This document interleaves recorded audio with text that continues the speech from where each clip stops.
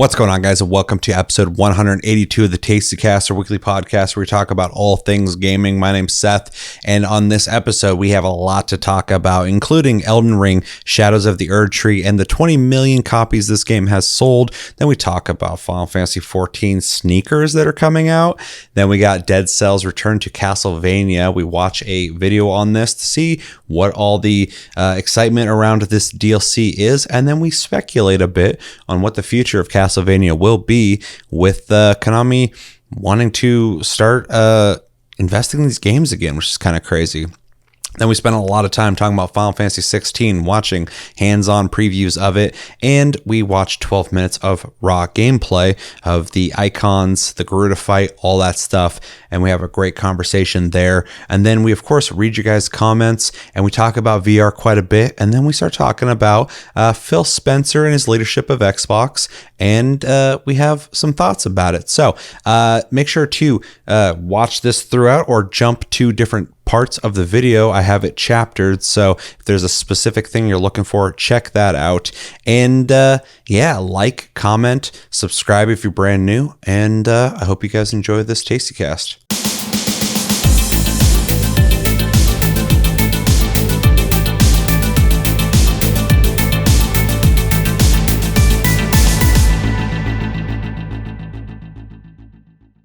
All right, guys, what's going on? Episode 182 of the Tasty Cast. My name's Seth, and joining me today is Chevy on my left, your right. Chevy, we've been doing the gym thing lately. I'm exhausted, but I'm feeling good. We just recently watched Demon Slayer to the Swordsmith Village arc, which is a thing in the theaters we just talked about over on Tasty Cast. So make sure to go check that out, guys, if you're curious about that. It's the first episode of the new season of Demon Slayer. And yeah, a lot of things going on. How you doing? I'm actually feeling pretty good today. I'm not super tired, which is nice. That's what I like to hear. I'm getting tired. It's starting to hit me. I'm sure I will once I've been moving ever since we got home still, so I haven't really sat down and vegged yet. That'll probably put me to sleep. Oh yeah. Yeah. That is one thing that's been helping me lately. Like, I obviously this isn't gaming related, but we've been doing the gym thing. We've been hitting it like 3 times a week. And I've been doing like a fast at night. Like I'll eat something like high in protein, and then I'll fast overnight. And since I'm not eating like anything carby or anything, heavy, my energy levels are a lot better lately. They're less spikes. It's just more like gradual. Oh, I'm awake. Oh, I'm getting tired.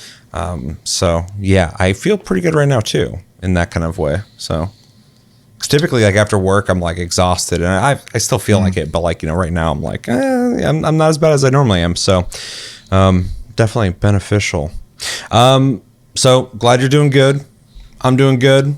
Let's talk about a couple topics before we jump into what we've been playing. Obviously, we don't do game releases here anymore. We do it on a separate episode that did not give up much views, so we might be bringing it back to Tasty Cast. I don't know. I'll play it by ear. But in the absence of that, let's talk about some gaming news real fast. So, Elden Ring: Shadow of the Erdtree was announced. It's the expansion to Elden Ring. They use the word expansion.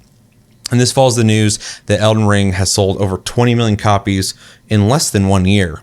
What do you make of all this? There's not really any details outside of some art right here that hopefully people can see. My setup's not prepared for this, but yeah, pretty vague stuff. But we're getting an expansion. I mean, I think it was pretty safe to assume that we were going to get something, because they've done something for all their games for a little while now. Yeah. I am hopeful that expansion means like a huge something. That'd be great.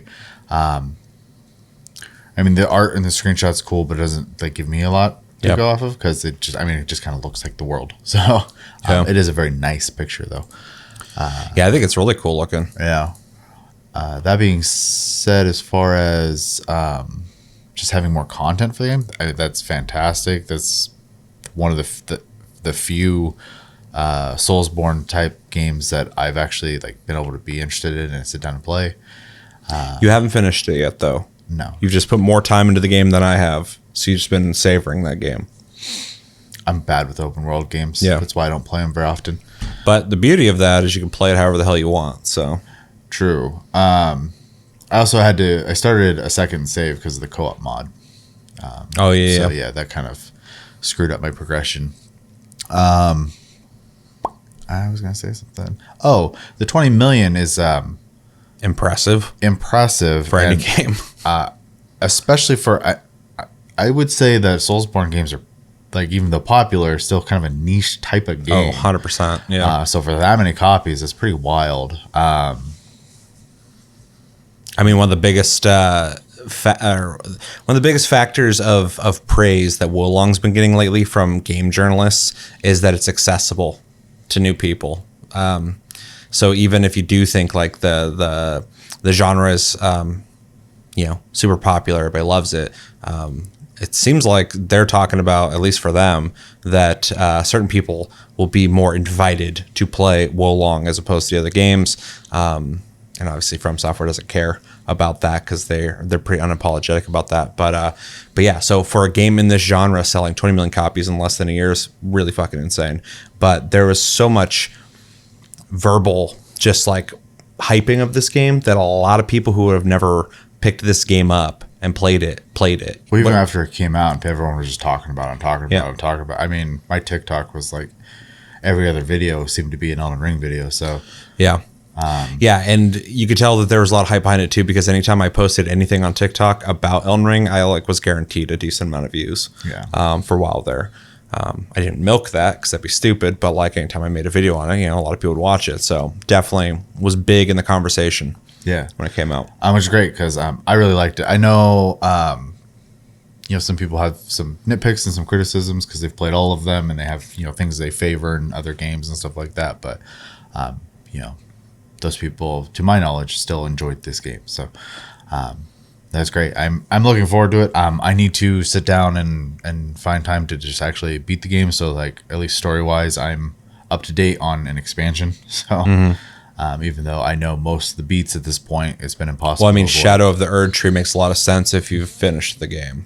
Yeah. So, well, on the part I got to in the story implies, a whole lot when it comes to the tree. So, yeah. But yeah, very cool.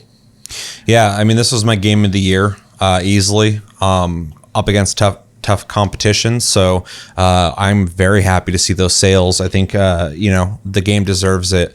From Software has been a fantastic dev for so long, and finally it's starting to bring in those big numbers that they deserve. I mean, like, they've been praised for so long, but like you said, it's been niche. So 20 million is not anything to scoff at for anybody. That's crazy, especially within 1 year. That wasn't like over a long amount of time. So very awesome.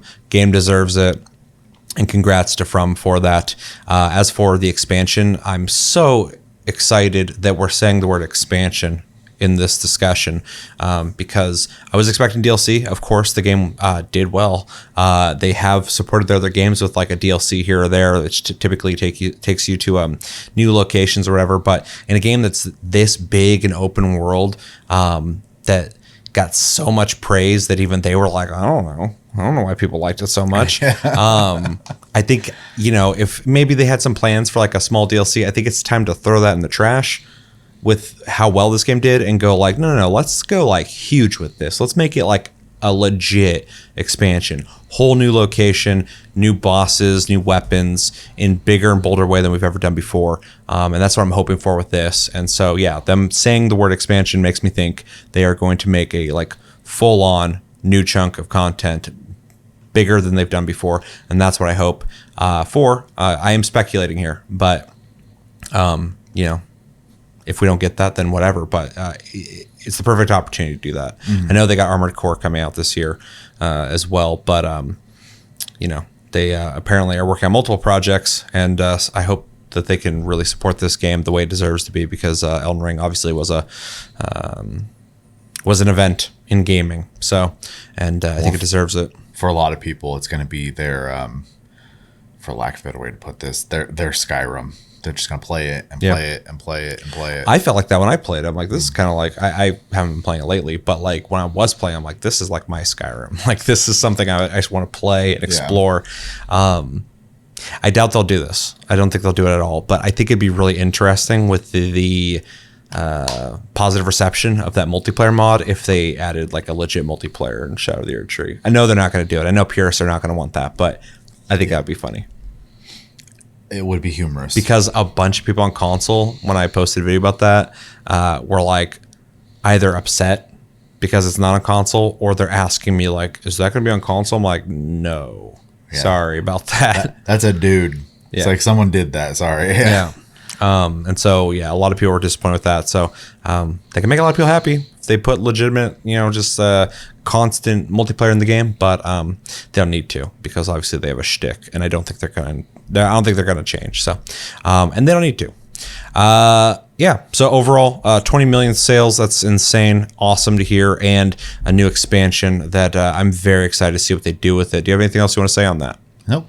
All right, let us know in the comments what you guys think about Elden Ring Shadow of the Erdtree in the comments below. Next thing I want to talk to you about that I know you've already seen, but let's talk about it, is there's some Final Fantasy shoes coming out for Final Fantasy 14, which I think is very interesting since 16 is coming out. They chose 14 that has a community, so I guess that kind of makes sense. It's also the most profitable game. So yeah. So you're the Final Fantasy 14 guy here. I've played it. I like it. What do you think about these shoes? Are you going to pick some up? Apparently, they're going to be $125 USD. If I have the opportunity to, I might. Though they are not the most like crazy looking shoes, because they just look like colorful Pumas with some logos on them. Well, the top ones look like sneakers, and then the bottom ones look kind of sporty. It's interesting. I like the one on the top right with the gray, the black, and the purple. I was going to ask if you like those ones. I also think those are the Fat Cat ones. So I think on the inside, you can see a Fat Cat. I saw a picture of that. And then on the back, I think it has the Meteor logo. Very interesting. I wish this was bigger. Can we... Oh, God. I'm deviating. Hopefully there's nothing weird on this. Right there. There's the Fat Cat. Oh, my God. I love that so he's much. Inside the shoe. I think he's also in the dark purple ones, but... Yes, I was wondering, because one of the shoes has like a really cool bottom of the shoe, which doesn't really matter, but because you're not going to be looking at it. Yeah, they're there. These ones, these are kind of cool looking. Yeah. But yeah, it's really. Where are we? This is Imager. Imager, yeah. I don't know this website. Oh yeah. No, it looks like just a normal Puma. Yeah. But it does have the meteor in the back. But it's got this 14 symbol in the back, which is pretty cool. Yeah, the meteor. Yeah, so you like the ones in the top right. Oh, there's the Fat Cat on the pink ones. Apparently, yeah, that's interesting. Yeah, so how do I go back? Okay, I'm so confused. Yeah, I think they're pretty cool looking. I'm not like a big Final Fantasy 14 guy, but I thought it was interesting that they're getting their own line of shoes. And it's Puma, so it's like, good quality. I think the design of these are actually pretty cool looking. I wish the ones on the bottom had like a different color scheme. Yeah. But they're pretty cool looking. And then the sneaker ones are pretty cool. The ones at the top left are kind of boring, but and the top right's not really my color scheme, but they're pretty cool looking. I almost want a pair myself. I think these are only being sold in Japan though, so I think you'd have to order them. Well, I mean, I did figure out how to get them bleach sodas, so we'll see if I can find these though. Sneakers are a whole other type of shopping, so yeah, and then the sizes might be different. Oh, they will be over there. Yeah, so I'm just gonna have to get like the biggest ones they got. So we're like an 11 and a half. Yeah, so just kind of a small thing, but wanted to get your opinion on that. But I think it's cool. I'd like to see more partnerships like that. Didn't somebody do something with Vans? Was that One Piece? Yeah, I have Nami. Yeah. So I kind of love that people are doing this because I'm like a big shoe guy. I love shoes. So I saw this, and even though I don't play 14 regularly, I was like, I kind of want a pair of those. So yeah, though I'd be afraid to wear them. Oh yeah. Though I don't know if I might wear them, but yeah, I don't know about that. Anything else you want to say on that? No, they look cool. Yeah, I agree. Let us know in the comments. What do you guys think about the Final Fantasy 14 sneaker collaboration with Puma in Japan? Which ones do you like? Top right, top left, bottom right, bottom left. And would you want to pick up a pair of these, or are you gonna, or are you just not into them at all? Let us know in the comments below, whatever the hell you're thinking about. And yeah. All right, so let's jump into the games we've been playing. It's been a couple weeks since the last Tasty Cast, so there's quite a bit of things, but I've kind of narrowed things down for myself to make sure that I have things to talk about with the games. Otherwise, I've been playing a lot of Vampire Survivors on my phone at work, or in between things that I'm doing, and there's nothing to talk about there. It's just a solid game, and it's free on phone, which is awesome. So check that out. Free ad. That dev takes pride in like offering the game for virtually nothing to nothing. Yeah, one of the things somewhere, I think I saw see him on TikTok all the I think it was time. on TikTok. Yeah. He was like, this is on Android and iOS or whatever. He's like, it's free. Yeah, no, seriously, free. And I was like, that's pretty cool.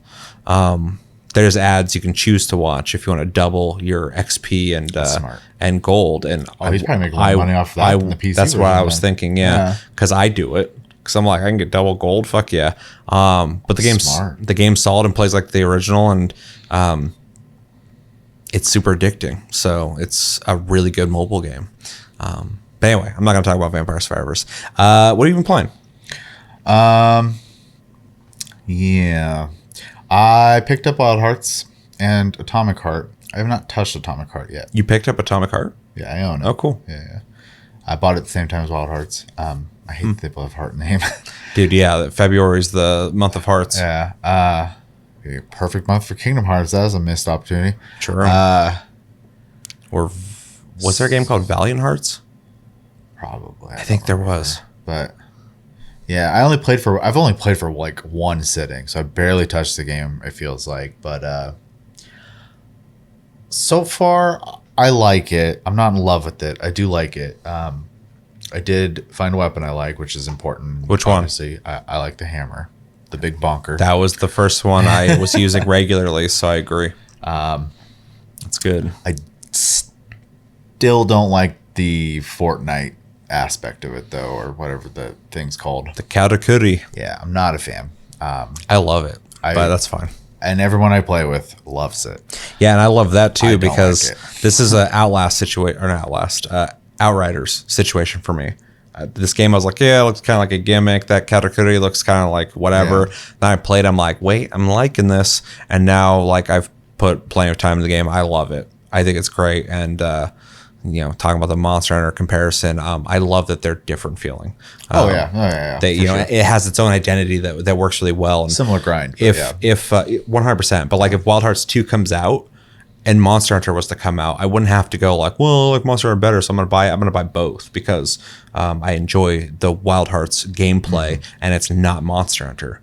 It obviously is inspired by it heavily, but like, because it offers different ways to fight than Monster Hunter does, they feel different enough and same at the same time that I want to play both, which is the first time I felt like that with any Monster Hunter like game. So yeah, I mean, I would like to play it more, but you definitely should. I found or I acquired my PSVR2, and I've been very distracted. Yeah, we didn't do an unboxing for that, but we should do an impressions video soon, talking about the experience of the PSVR 2, maybe go over what we like about it, maybe show it off a bit. Everybody's seen it, but like, at least just do a video on it, because I have a lot to say about it. So yeah. So I won't talk about the hardware too much then. Yeah. But I have played a couple games. A couple games also came with... I had PSVR versions for PS4, and they had either free or $5 updates for a PS5 PSVR 2 version of those games. So like I played Thumper, which looked great. It's not the most like actually VR-ish game. But you're going down a track, and it is immersive in that regard, because there's depth still. I do have Res. I have not tried it on the headset yet. I got a game that I can't remember the name of, which is gonna drive me insane, but it's like a little collection / crafting game. I played that a little bit actually last night. I wish I could remember the name. That's gonna drive me crazy. But I just unlocked a ship, so now I can sail, and then I got a fishing pole, so now I can do some fishing and stuff like that. So it's this neat little like adventure game, and then you find recipes, and they're like on literal cards. And when you upgrade your house enough, you get a clipboard on the wall, and you can actually clip them to the wall at that point. I don't know. It's a fun little game. I wish I could remember the stupid name. It's like a really basic name to that game. So, but if you look in the PSVR store, it's the one with the, that looks kind of Harvest Moon-esque. And then I've been playing a lot of No Man's Sky in VR. That's pretty much how that game should be played, I think. It feels great in VR. That's good to hear, because I played No Man's Sky in VR when it first came out, and I was not impressed with it. But I played with a controller, and it felt like I was just playing a normal game, but I could freely look around, and that was it. I did that with PSVR 1, and I hated it. Yeah, same. But with hands, it's great. So yeah, I'm glad it's come to a place where it feels a little more immersive, because it wasn't neat to be able to freely look around, but like it wasn't, I have the Vive, so like I've done better VR experiences than that, so it's like wasn't impressive enough to me. But like I was watching you play it, when I came in your room, you were sitting there with your headset on doing that shit. I was looking at the screen, I'm like, oh, it looks like way more of an experience. You actually have to reach behind for your weapon / mining tool. Then this side you bring up to your head, and you're like, it's like hitting a button basically to activate your scanner and stuff like that. Being able to just look around while walking, because you still use the joysticks to walk around, and you can be walking forward, and I can actually like strafe sideways and shoot stuff while I'm trying to get somewhere, so I could be mining while going places, instead of having to stop and mine like you do with the controller a lot of times. Flying is pretty cool. It's something you just have to get used to, but like holding the throttle and the joystick, in your cockpit when you're flying, feels fine, except for there's no resistance like there would be in real life, and so it's real easy to like overdo it and like do flips and barrel rolls way too easily. So warning if you're a motion sick type person, because you move very quickly when you're in space.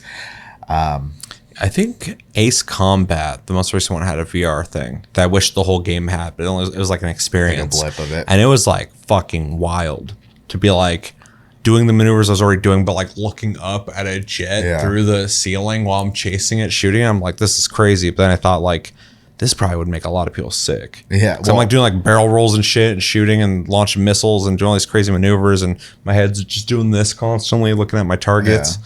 So, well, like I was mining asteroids at one point, and like I got a notification that I was being attacked, basically, and so I was just like, I actually got to look around, and then I could see where the ship was, and like try to defend myself. Didn't work. I died, but the game fortunately has a very forgiving death system, because you drop all your stuff there, and you just fly by, and it picks it right back up. So. Yeah, I've took a couple planets. I found one that has a lot of tall grass, which is nice, because like when I've played the game before, I always get rocky planets. I never get anything with any vegetation, and it's nice to be on a planet that has grass that's taller than my character. So when I'm walking in VR, I'm walking through grass, which is crazy looking. And has a bunch of like plateaus and like decent land. I'm thinking about building my base there, because it's just not a hostile environment. That's not that planet. Or no. I'm about to say that's not that planet you were on when I came in. No, that's a crazy planet. Place. Yeah. I didn't even understand what the fuck was happening. There's a bunch of like monitors everywhere, and like metal spinning creatures, quote unquote, flying around all over the place. That was a weird one. That's mostly a resource planet. You go there and you mine. Yeah, I don't know. I've been having a lot of fun with it. It's real easy to kind of get lost in it. For anyone who plays VR, they're going to be familiar with this. But if you're not familiar with it, it's really easy to lose track of time in VR, though, because you're like in the game.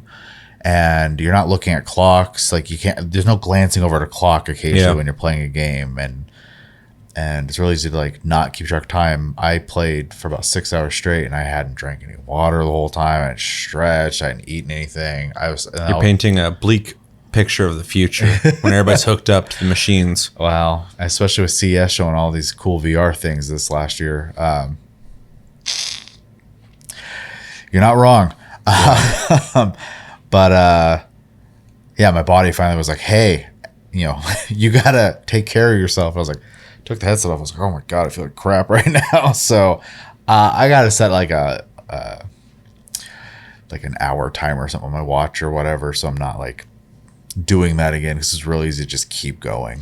And I don't get motion sick with this headset at all. So it's weird when you're playing VR and like 20 minutes, 30 minutes passes, and you kind of like are immersed in the world. Like, you know, it's like all, you know, it doesn't look as good as real life, but like your brain starts thinking like you are in that location.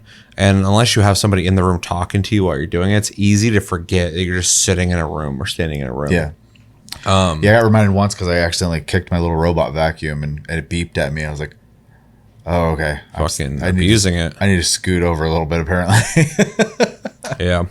So yeah, I was afraid with your setup that I was gonna punch your fucking computer, but it's just at a range. Yeah. I just the whole time I'm paranoid because I remember when I first got my Vive, I was bringing everyone over to try it out and shit. Rob like reached up and punched the light in the ceiling. The fixture. Yeah. I was like, you had to really reach up there to hit that, but he did it. So yeah, I know what can happen. Yeah. Somebody posted after the PSVR2 just came out a picture of a TV screen that was busted, and he made like a joke about like, you know, how immersive the game was. They just like punched through a screen. I was like, holy shit, you got to back up a little bit. Yeah. And you said you want to make a video on it, but you know, just kind of throw it out there real quick. The visual fidelity is. Well, yeah, I was gonna say we don't gotta be too coy about it, but like overall, it's a huge improvement over PSVR 1 easily, because I think it rivals all the headsets now outside of a couple factors. But the display is like much better, which is a huge improvement. Also, the design's super smart. So it's just a way better version. I think weighs almost nothing. It's very light. The way that they black out the light is really good and comfortable. Even the little things on the side where the earbuds can plug into, super smart. Kind of reminds me of the PS5 where they got really creative on like the thing that spins and you put the screw inside. Like it got really fucking crazy with these designs. Someone's using their engineering degree. Yeah. Did you hear that Mark Cerny's working on PS6 already? Mike Cerny? I don't remember his fucking name. But I'm sure it'll take years. Well, yeah, it doesn't mean it's going to come out next year. But yeah, I read that. I'm like, yeah, it makes sense. What's he going to do otherwise? Just stand around and fucking wait? But anyway, I saw to that. This is pretty crazy because we're already like 2 years into this cycle, which is insane to think because people are just now able to buy them, basically. Yeah, it's so weird. It feels like it's just starting, but it's been happening for a while. But yeah, and the controllers are a little small, but you get used to it. And I think that's the biggest thing that I feel envious of with the PSVR 2 versus my Vive outside of the one cord setup, which is fucking should be standard for every headset now. Brain dead easy. Yeah. The setup is the worst part of VR, but I prefer the enclosed fist controllers over nice. The older wand style controllers of VR. That's something that I feel like should be the direction we're heading in terms of VR. And it seems like it is the direction, but the PSVR 2 has that. And even though, like I said, little analog sticks and yeah, you get used to it, but it's a really good design. I love that it has sensors all over it, so when you lift your fingers or whatever, it can tell that you're pointing or your thumbs come up. It also has eye tracking, which is pretty accurate. After you do the test, when you look around, it's telling you where you're looking and stuff. So I'm like, oh, it's actually pretty accurate. And for $600, it's like a steal. I mean, like that's a great entry point into VR. As long as you have a PS5. Yeah. Yeah. Well, yeah. If you're just getting into PS5 and VR, it's going to be it's going to be the cost of a Vive. Yeah. Exactly. But yeah, it actually does feel like a new headset as opposed to PS3 technology being used with Brought forward, yeah. a headset. That I was impressed with that alone. That they were able to take the PS3 camera and the PS3 wands that have been around for a long time, and then make a headset without lighthouses. And then just use the camera and the lights and stuff to like. I was like, it's kind of genius that they're able to get people VR into their house. Recycling. Yeah, 100%. Like in a way, I was like, this is kind of genius that they did it like this, but it wasn't as premium as my Vive, obviously.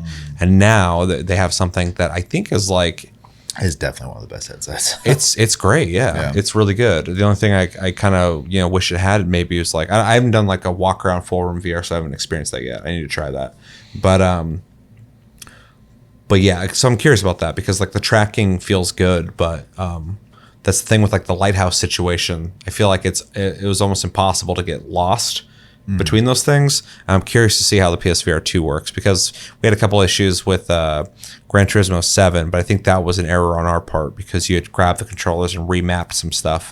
And I was sitting on a different level than you were. And so when I was driving, my head was slowly going through the ceiling of the car, and then my screen would go black and just show me where I need to be sitting, and I'm like, I get it. But yeah, that's probably on our part.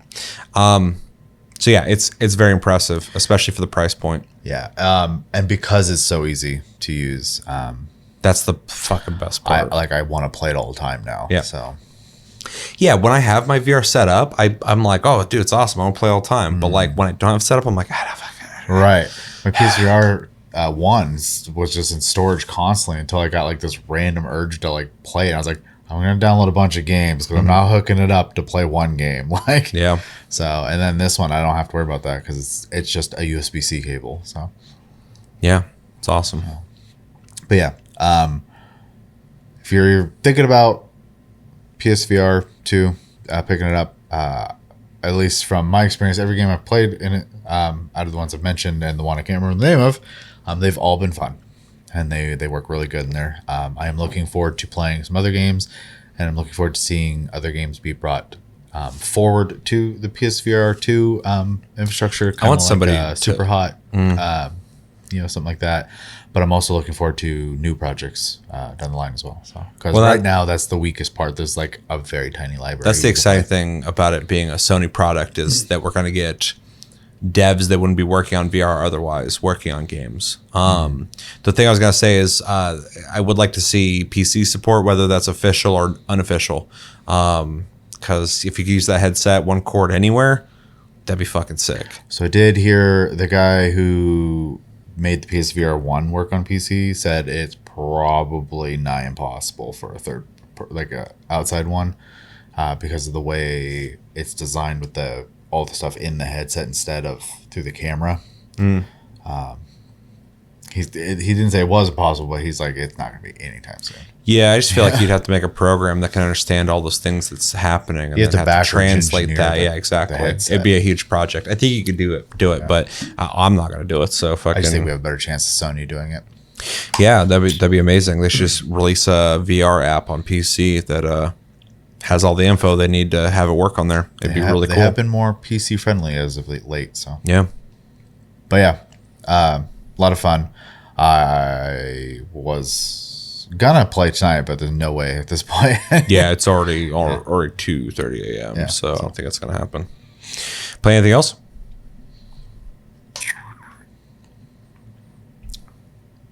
Not of note. No, I was thinking, but we've done a tasty cast since then. So yeah, that's it.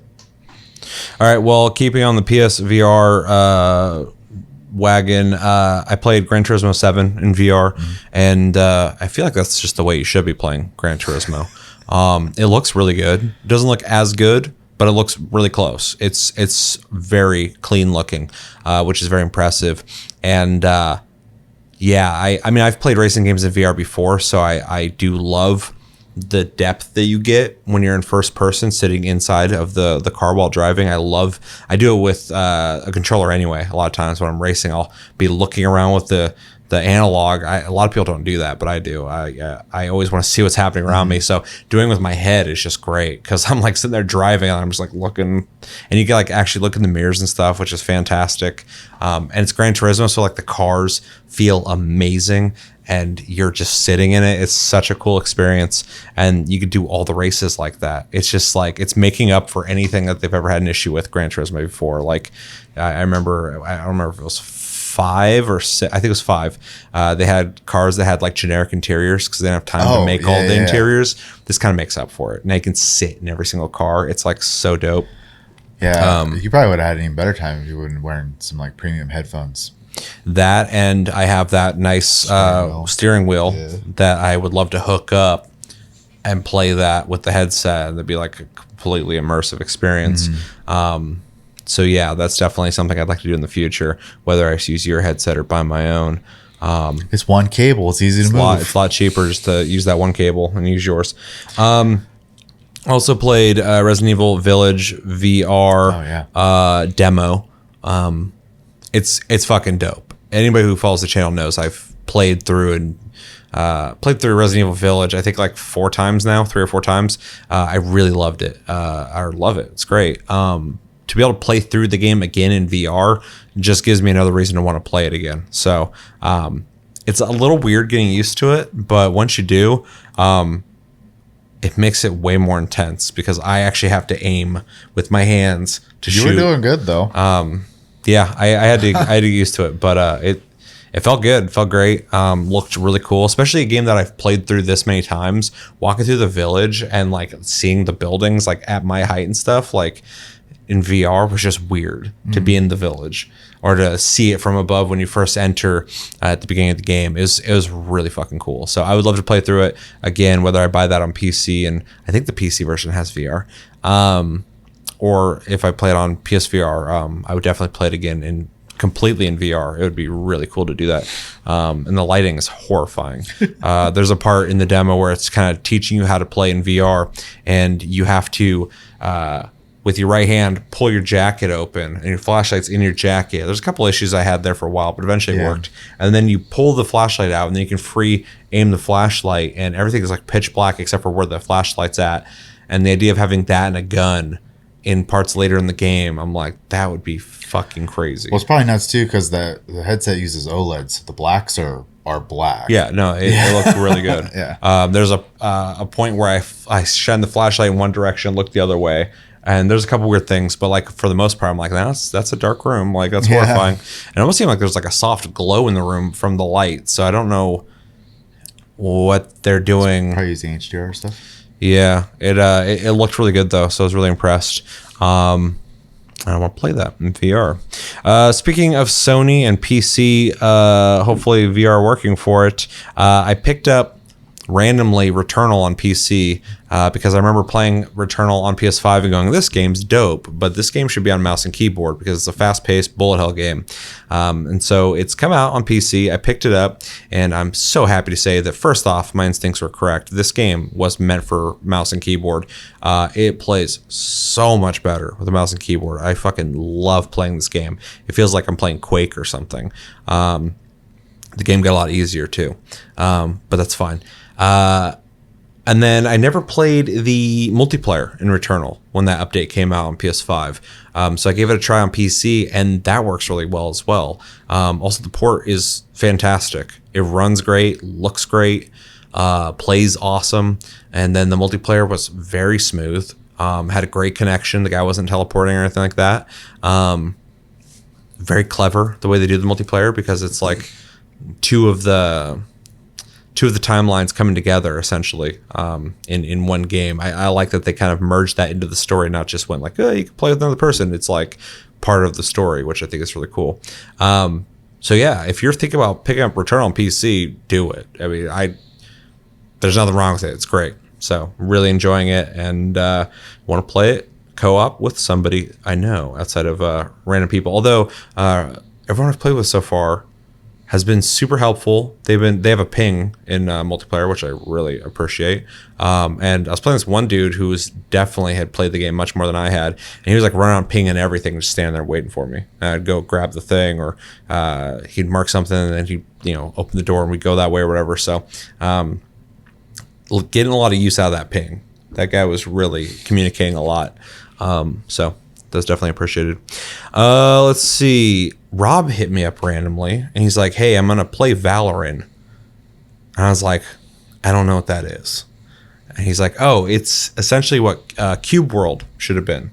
And I was like, "That's interesting." So Valoren, I looked it up. I've played it at this point. Is a free game that a small team is working on, and it's essentially their attempt at making something very similar to Cube World. It looks like Cube World, the world's like Cube World, but it's online. So you're running around, there's other people running around. It's like an MMO, which is really interesting. I didn't play it a whole lot, but I did find it really interesting that they're essentially trying to make Cube World the MMO. You run around, you defeat bosses, you get better weapons, you level up. There's different classes. The graphics are exactly like Cube World. It almost looks like I feel like you could sue these guys almost. Like it looks that much like Cube World. But I thought it's kind of fascinating. It's a free game, so it's definitely like a passion project. I'd like to play more to get like a better opinion on it, but so far it's pretty neat. I didn't really know what to do when I started. I was like, is there an objective? Did I just run in a direction? So I ran around, started killing some stuff, leveled up a couple times. Was really neat to see a lot of people though running around. That's probably the coolest part about this, is that it's kind of like an MMO. There's people running around, there's world chat, people are talking to each other, a lot of people coming in going, I'm new, what do I do? This has like multiple towns. There's many towns in the world that you can run to and sell things, buy things, stuff like that. So definitely has more of an MMO vibe. And yeah, it's pretty neat. I don't like the name though. It's too close to Valorant. I thought that's what you were saying the first couple times you said it. Well, I was telling Josh about that. He was just like, it's a little close to Valorant. And I'm like, yeah, there's just no T. So for anybody listening, it's Valoren, Valoren. So not Valorant.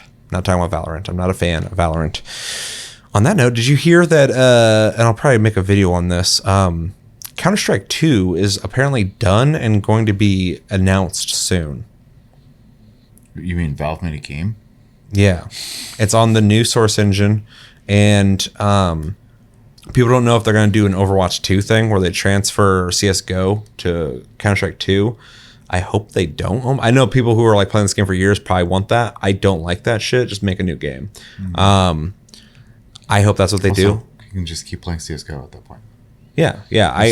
I wish they would be separate. So like you play this and that, because when you do that transfer stuff, we get the situation where people are bitching that Overwatch 2 is just Overwatch. Yeah, that's fucking what they did. They just upgraded it. So I want like a brand new game. But anyway, I guess it's an answer to Valorant's not competition for CSGO, considering CSGO is the most played game on Steam. But they're trying to stay competitive with how modern Valorant is. They want to make a game that's more modern, more competitive, all that kind of stuff.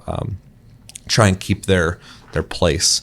So found that really interesting. I need more info to talk about that more though. But I'm kind of curious about any new Valve game.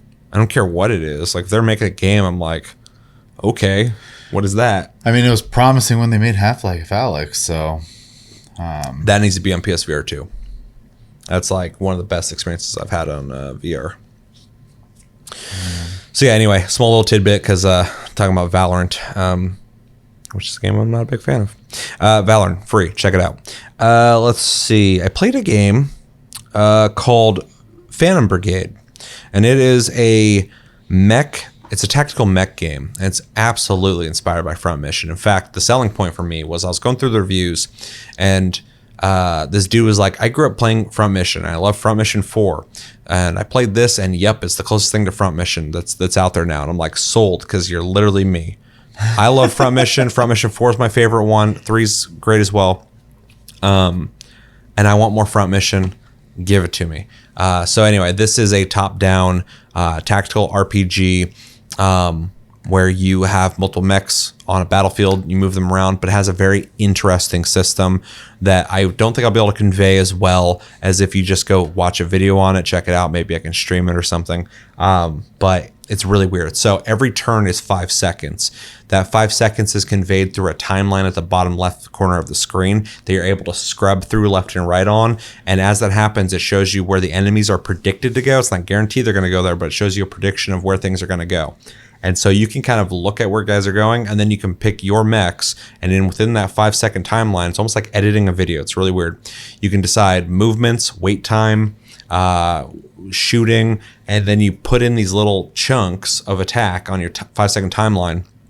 And you can go like, 2 seconds into it, I want him to shoot this dude. And then at the 3rd second, I want him to shoot at that guy, or just unload the whole time with this one dude for 5 seconds, or run, wait behind the building as you're watching, their movements, and then try to plan out these coordinated attacks. And then you finally hit the button to execute, engage the 5 seconds. And it's really cool to watch all the mechs just start moving for that 5 seconds and the combat starts. My first match, I had 2 of my mechs run into each other and they both got knocked down instantly. So I'm like, oh, that's a thing. So, good to know. Learned that pretty quick. And yeah, so you do missions, you capture sectors of this huge map. There is a story that I was actually really surprised to see. The voice acting is decent.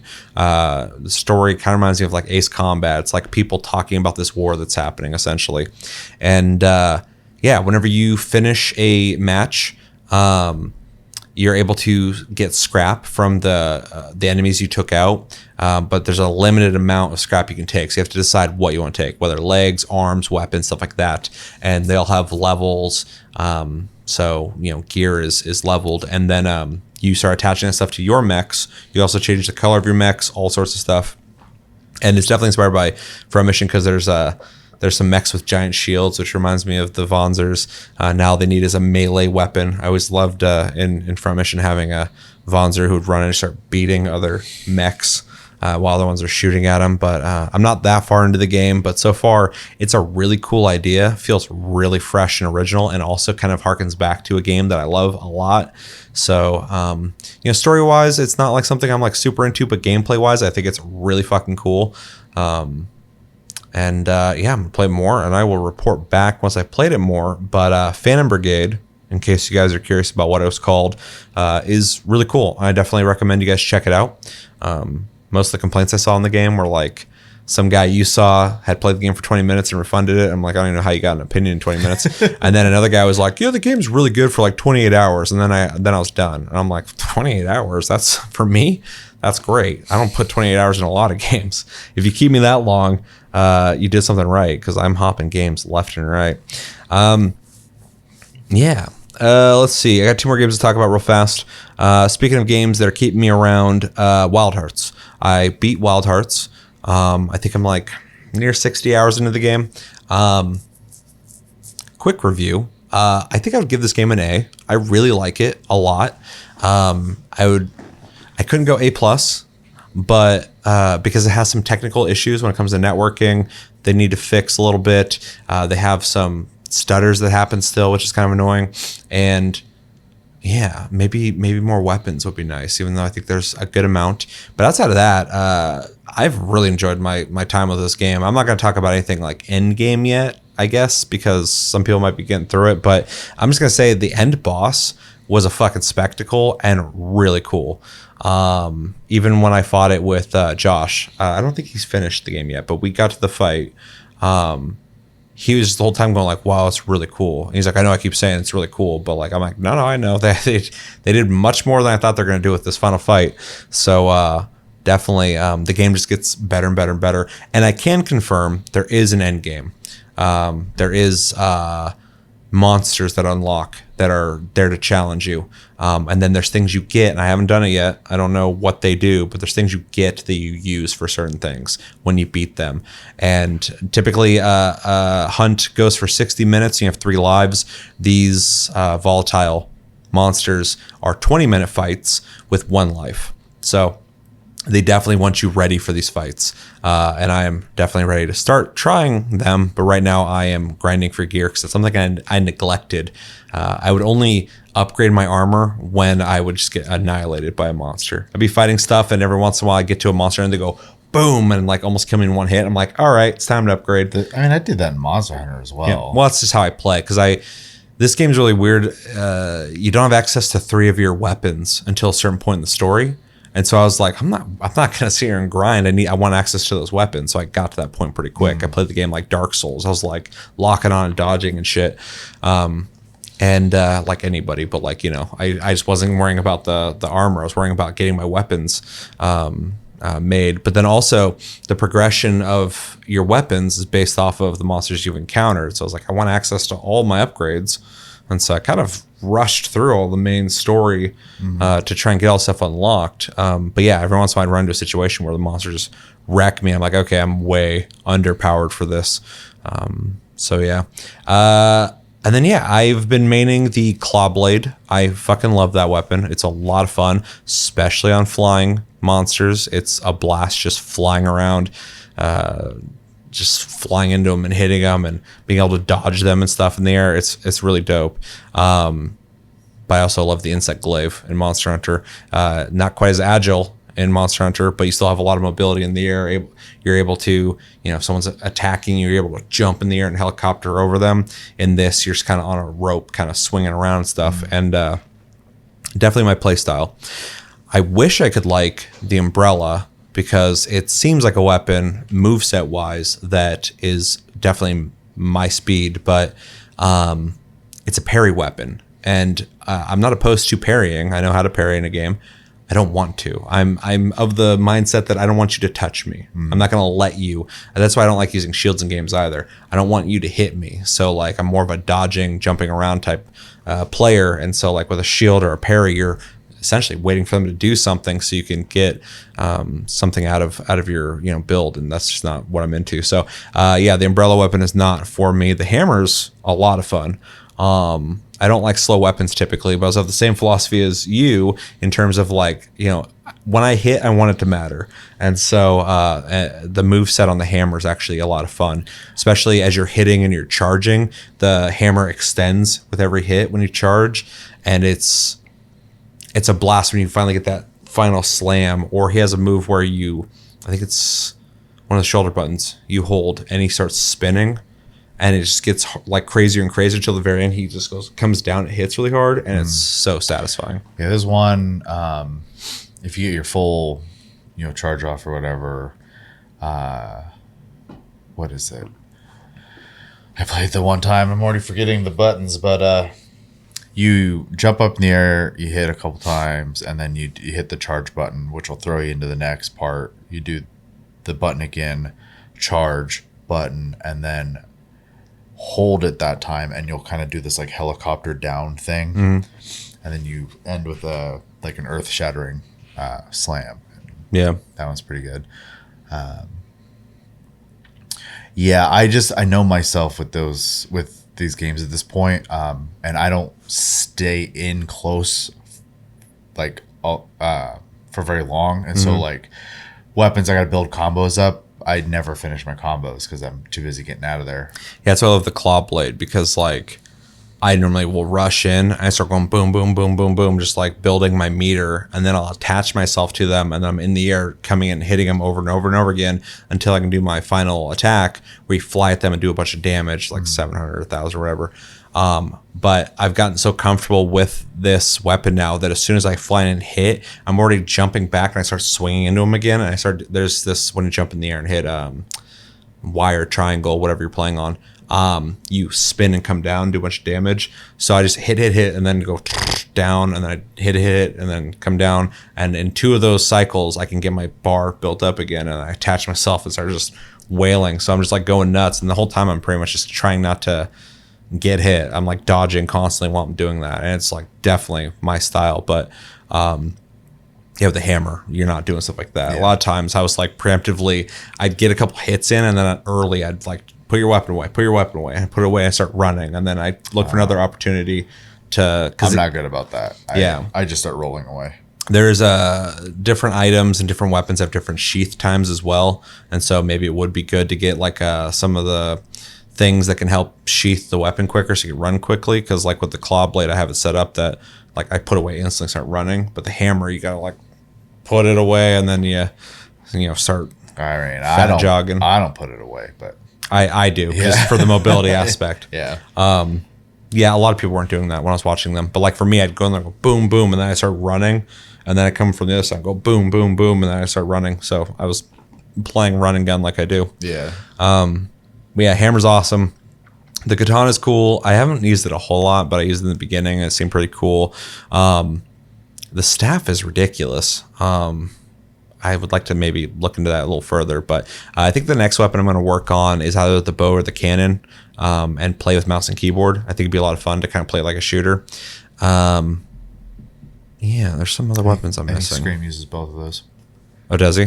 Pretty sure. I haven't even played the game with him, which is crazy. I think him and Chris have been playing. A lot. I've been playing the game solo a lot, and then once in a while Josh will just hop in and we play. But now that I've got the story and everything knocked out, I'm ready to start doing the grind. So, yeah, the game's awesome. I'm definitely a fan, which is fun to be able to say that. And like I said, if I was reviewing it right now, I'd give it an easy A. I love this game. So Wild Hearts is fucking dope, and I definitely recommend people check it out. And if you're a Monster Hunter guy and you're like, I like Monster Hunter, that game's a ripoff, you can like both. It's really good. Monster Hunter is also really good. I would give Monster Hunter I'd give Monster Hunter World a fucking A+. It's like the perfect Monster Hunter game. Anyway, yeah, it's awesome. And then the other game I've been playing, but I haven't had enough time to play it thoroughly, which is just driving me nuts. But I played Sons of the Forest. It's cool. It's janky. There's always something happening that I'm like, that could be done better.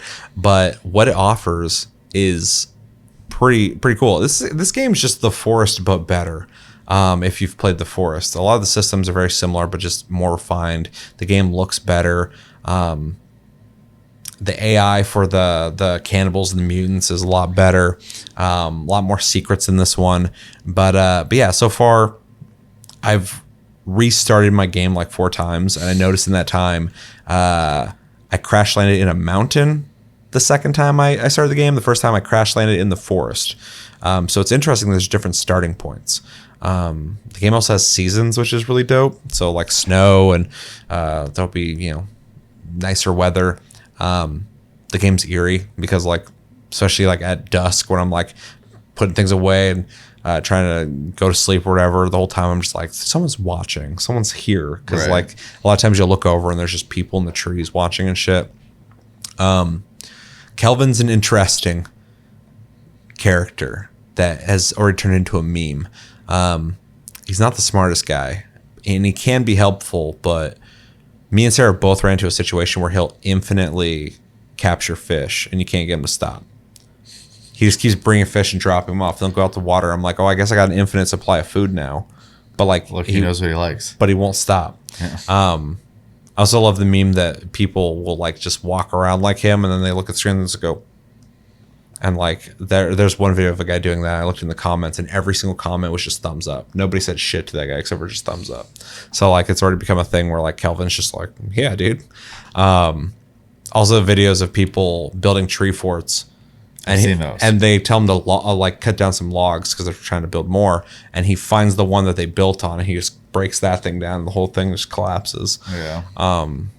The dev needs to definitely make any tree that has that stuff attached to it something Kelvin will interact with, because that seems not good, especially if you spent hours working on it. And this game it'll take you a while to build things. If they have 2 systems in this, which I think is really interesting. They have the traditional forest building where you put a silhouette of the object where you want it, and then it has a number, 22 sticks, and you go find those and you just deposit them until you finish it. And also on the side of your screen has it as an objective, so it's kind of gamey, and I don't mind that, but it's not very immersive. But they have this new system that I'm still trying to get used to, where you grab a log and you can either place it on the ground anywhere you want, or you can put it upright anywhere you want. I've and then seen from that that point, well, that's the default, that's the new system. Okay. But if you like the old one, they have it, which I think is really cool as well. Okay. In fact, at one point I was like, I don't want to build a cabin like the new way. I'm just going to do it real quick by the water. So I made the silhouette and just kind of deposited stuff because I wasn't planning on staying there for very long. And then you can switch back at any time. So I actually really like the way they did that.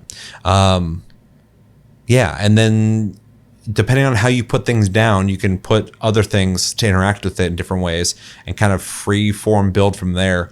And it's impressive, but I also am not fully used to it yet. So sometimes I'll like put a log down, and then the only ways it'll tell me I can attach other things to it is in weird ways. I'm like, how would I build a wall then?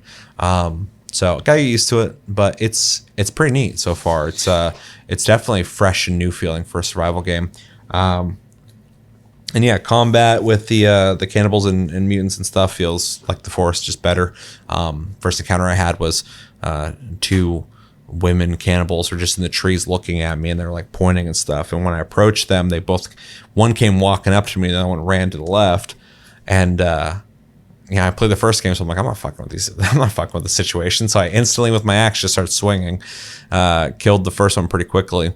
And then when I looked over, the other one had one of my logs, and they were just dragging it into the woods the whole time, just yelling at me while dragging it. And I'm like, you're not taking my shit. So I attacked her, but then she dropped the log and just started swinging at me, going nuts. And I was just taking damage, and I finally killed her and put their heads on sticks to ward off other people that are going to show up eventually anyway. So that encounter was about as stressful as you expect from a game like this. Yeah, I need to play it. I need to play it multiplayer. I've only played it single player so far.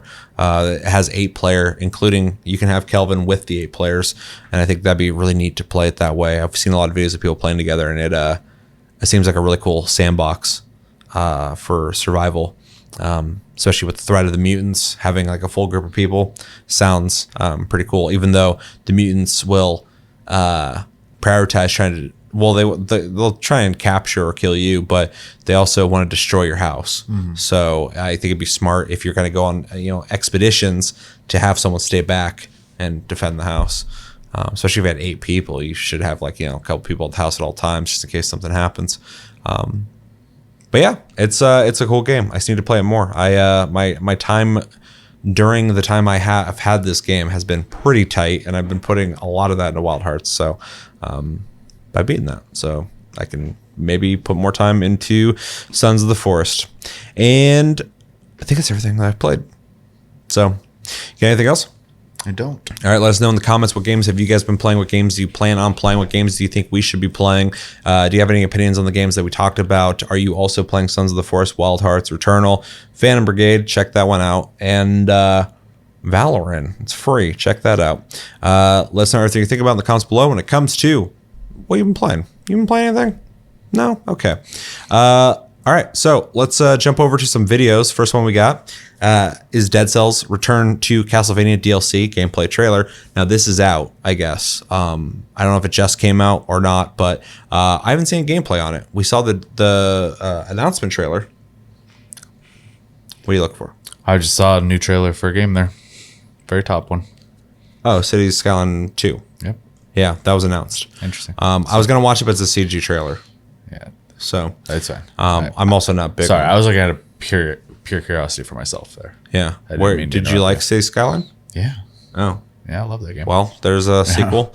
Yeah, it's not big on my radar, but I'm curious because the first one came out a long time ago or There's a while a VR ago. version Oh, really? on PS2 or 5. I mean, VR2 is what I meant to say. So Yeah, if we get a gameplay trailer, we can definitely watch it at some point. But yeah, this is Dead Cells Return to Castlevania. This is out, but I haven't seen gameplay on it. And in case you don't know, I actually love Dead Cells. I think it's probably one of my favorite in that genre. The doing a partnership with Konami to do Castlevania stuff, I think is really interesting, considering Konami has a new interest in 3 of their brands: Metal Gear Solid, Castlevania, and Silent Hill.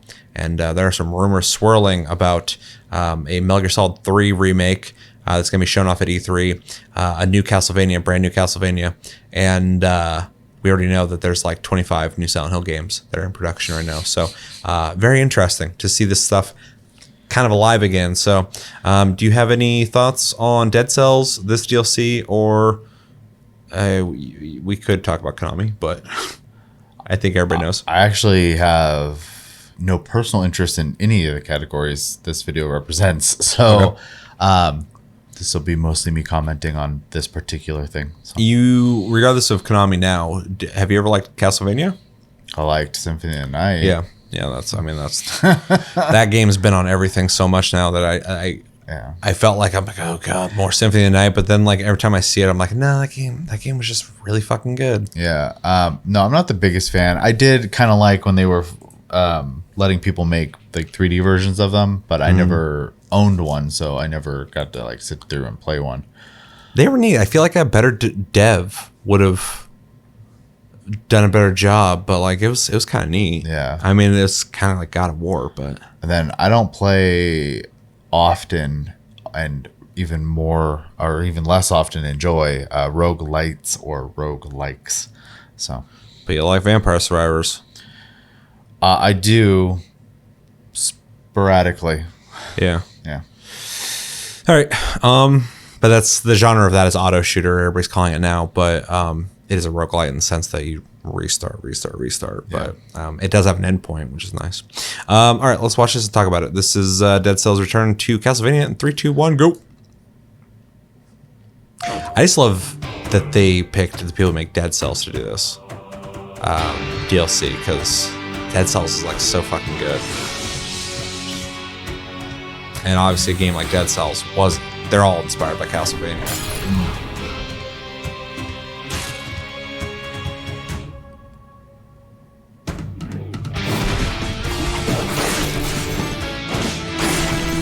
So we got a Castlevania castle. Weapon axes. Yeah. Holy water. I think there's details down below we'll go through. Yeah. 20 characters, 14 new weapons. I didn't read the bottom one. I know there's skins, so you're going to be able to play as Alucard and the rest of them. Belmonts. All the Belmonts. Which I think is really cool. I mean, they're essentially just going like, hey, you can just play Castlevania if you want.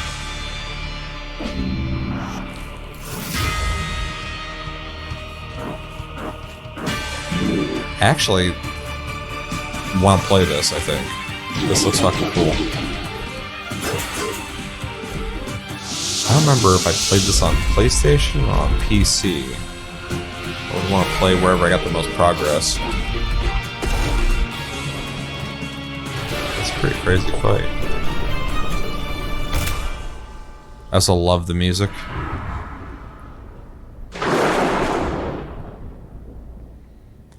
Available now. All right, what do we think? Damn. I think the cat is cute. There. You can pet the cat with a fucking With a mace. With a mace. I mean, I think the quality looks good. Like that's really all I can say about it. And out, from a perspective of someone who's not going to play it,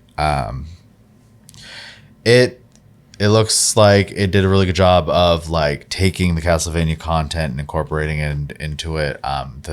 Thematically, it looks really good as well. And I think if you're a fan of either, it looks like it'd be a lot of fun. So, yeah. There's about 50 songs. 50 songs, that what said? Mm-hmm. Konami just gave them the library, like probably just throw it in. Yeah. Interesting. Yeah, I'm that guy. I love Dead Cells. I think it's fucking phenomenal as a platformer, as a roguelite. It's definitely one of my favorite ones. A lot of fun, a lot of cool ideas, a lot of imagination. Also, the flow of the game is so good. And then this marriage with Castlevania is just like, I love that it's like an homage to, what inspires a lot of 2D platformers, but just the quality that they did here is really cool to see. It's got the visual movement style of Dead Cells, but then like the visuals of Castlevania. I think it's just a really neat look to it. I do think I'm going to pick this up and check it out.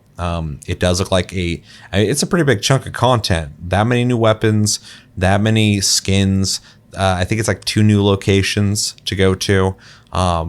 It's a big thing, and it's kind of a neat partnership between. We'll see what Konami's up to. I'm not excited for anything they're doing. They got to prove themselves to me. But it's a cool partnership for at least the people who make Dead Cells. This also makes me wonder that Konami wants to bring back Castlevania, and I think a lot of people keep speculating like a big 3D one. But when I watched the I forgot what it was called. It was this presentation for Silent Hill, and they brought back the people who worked on the original Silent Hill, and they were very candid about. They're like, if you have ideas for Silent Hill, hit us up because we're looking to make some good games. And they said that's Konami's philosophy right now is they are looking for devs who want to take on these projects. But then you look at all the devs that are working on Silent Hill, they're all indies. Even the people making the Silent Hill 2 remake, which is kind of crazy, but it sounds cost effective to me. Sounds like Konami doesn't want to spend a lot of money. They didn't in the past. Yeah. That's why they had so many headbutting issues with Kojima. Well, it's smart too, though, because like if one of them does take off, they didn't spend a whole lot. And if it fails, they didn't spend a whole lot. So it sounds like they're being very frugal. And long story short, I'm wondering if this is a test run for this dev to make a new Castlevania for Konami. I think it'd almost be a perfect fit. This is almost like testing them. Like, can you make a Castlevania? And they're like, fuck basically, it just looks like a faster paced version of it. Yeah, So. exactly. Like I'm looking at this, I'm like, they could have just made a new Castlevania. Yeah. Like I'm looking at Alucard run around and attack things. I'm like, that's Castlevania. Yeah. So, and like I said, a lot of people are thinking like big budget AAA 3D Castlevania. Very possible. Why wouldn't they do that? I think you get more people in if you made a big budget AAA Castlevania. But also, like back in the day, there was a fucking Castlevania on like Game Boy Advance, fucking every console that exists. Like there's so many Castlevania side projects that were coming out. They're all 2D. That I don't think it'd be that crazy for them to introduce just a new, completely solid, awesome, fun to play 2D Castlevania as a test run. Yeah. And whether it's these guys or not, I feel like they have a connection now. They have a relationship, and so it'd be interesting. You know, this game's been out for a while. This is a big DLC for it, but maybe they're moving on to work on a new game. And maybe it's Castlevania. So I actually think that'd be a great fit because I think these guys are definitely proven at this point in making a really great 2D platformer. So yeah, just some thoughts. I got no reason to believe that, but it just seems interesting to me. So, but when it comes to this, I'm gonna pick it up. It looks really cool to me. So, and it'll give me a reason to play Dead Cells again. So, yeah. Anything you want to add? All right, let us know in the comments what do you guys think about Dead Cells Return to Castlevania. Have you played it? And if you've played it, should I be picking this up? Or are you having fun with it? Or should maybe I not pick it up because you played it and you're like, dude, it's not that good. If you haven't picked it up, are you planning on picking up? Do you like Dead Cells? What do you think about Dead Cells? And what do you think about a resurgence of Konami properties and more specifically Castlevania possibly coming back? And what do you think they're going to do with that? What do you want from it? Let me know everything you're thinking about in the comments below. Next video we got is one I've been waiting to watch for a while now, but we've been saving it for this episode. The Final Fantasy Tasty Cast. Final Fantasy 16, I guess a lot of people got to play it. And we're going to be watching IGN's hands-on preview of what they experienced with the game. And then we got a 12-minute video of, I think, a boss fight. I believe it's Garuda. I'm pretty sure. And so we got a lot of Final Fantasy to watch. So just fucking sit down, chill, and we're going to watch all these, all the 2 videos of Final Fantasy 16. But one thing I want to say before we watch it, this game just gets better and better looking every time I see it. But also, I haven't watched this yet, but I read a bunch of people on Twitter talking about getting their hands on it, and they all sounded impressed with it, which is great to hear. Were you going to say something? I was just going to throw out a warning. If you want to go into the game blind, you probably don't want to watch these. So, sure, I would say that with any game, but yeah, I agree. But yeah, I'm really excited for 16. I think it looks great. Been hearing really good things and even more really good things recently, and yeah, it's going to be a big year for Final Fantasy this year. It is. Do you have anything to say about this before we watch this? I'm curious what they're gonna show, but I have watched some of the recent gameplay footage that went out. Specifically, I think Skill Up is the channel. Yeah. I saw their stuff on it. I think they were given footage by Square, so we'll see how that goes, because they were allowed to play it, but they weren't allowed to record it or something like that. I can't remember exactly how that went, but I do think it's interesting that during that bringing people to play it thing, they talked at length about the vision for the game, making sure that they were making a Final Fantasy for old and new generation, stuff like that. So they said with 15 as well. yeah. And then, Yoshida just being very, very blunt about like the combat, being action. He's like, most people growing up now play games like Call of Duty and stuff like that. So they're trying to appeal to those that generation of game players. So basically being like, I know there's a little bit of alienation going here for old school Final Fantasy fans, but there is an easier mode. So at least, if you want the story, you can still do that. So. Yeah, I mean, that alienation happened a long time ago. So at this point, I understand people wanting like turn-based. I would love that as well. But I also like action games, so I can go either way. Yeah, I think you want turn-based. You pretty much got Bravely Default and Octopath at this point. So. Yeah. Yeah, speaking of skill up real quick, Dr. Disrespect, he has that game coming out. I forgot what it's called. The NFT one? Yeah, and he was talking about how it's going to have NFTs, and I got a bunch of people, because that's a fun word to throw into gaming. A lot of people shut up about it, and now he's coming out, standing alone, going like, hey, we're going to have NFTs in this game. And people are like, it's fucking stupid. And he's now saying that they're stupid because they don't understand NFTs and stuff. And I'm like, are we really revisiting this? Because on one side, I understand what an NFT is. I think a lot of people still don't understand what it is. And I do think that the technology could be used in nothing right now, but in later stuff in an effective way. But as of right now, it's still just a way to get money from people. And a lot of people don't even understand what you're trying to offer them. So when people are like, oh, you're stupid for not wanting to give me money for this thing, it's like, that's your fucking potential customer. What are you doing? Yeah. Even if you are right, they shouldn't buy shit from you. Like, why would you do that? Why would you go like, you don't fucking get it? You don't get why you should be giving me money. But secondly, I thought it was really interesting. Right after he made that comment, Scale Up had a thing on Twitter saying like NFTs are a scam, and he went through this whole thing. He's like, anyone who's trying to sell you NFTs is trying to fucking steal your money. And I was like, you're not 100% correct, but anyone's selling anything to use after your money. So I mean, sure, but he's talking about the scam aspect of it. You're not getting anything of value unless you value NFTs. NFTs value is inherent to the people who think it has value. If you don't think it's valuable, it doesn't have value. So when somebody's going like, "Oh, you're an idiot for not wanting to buy this from me," I don't fucking want it. That's what I've been trying to tell people forever in this conversation. It's like it doesn't matter if you think it's valuable. If somebody else doesn't find value in it, they don't want to buy it, then that's where it ends. Shut up. When people are trying to convince you, no, you should buy it. No, fuck you. You don't need to fucking convince people to buy digital assets. Yeah.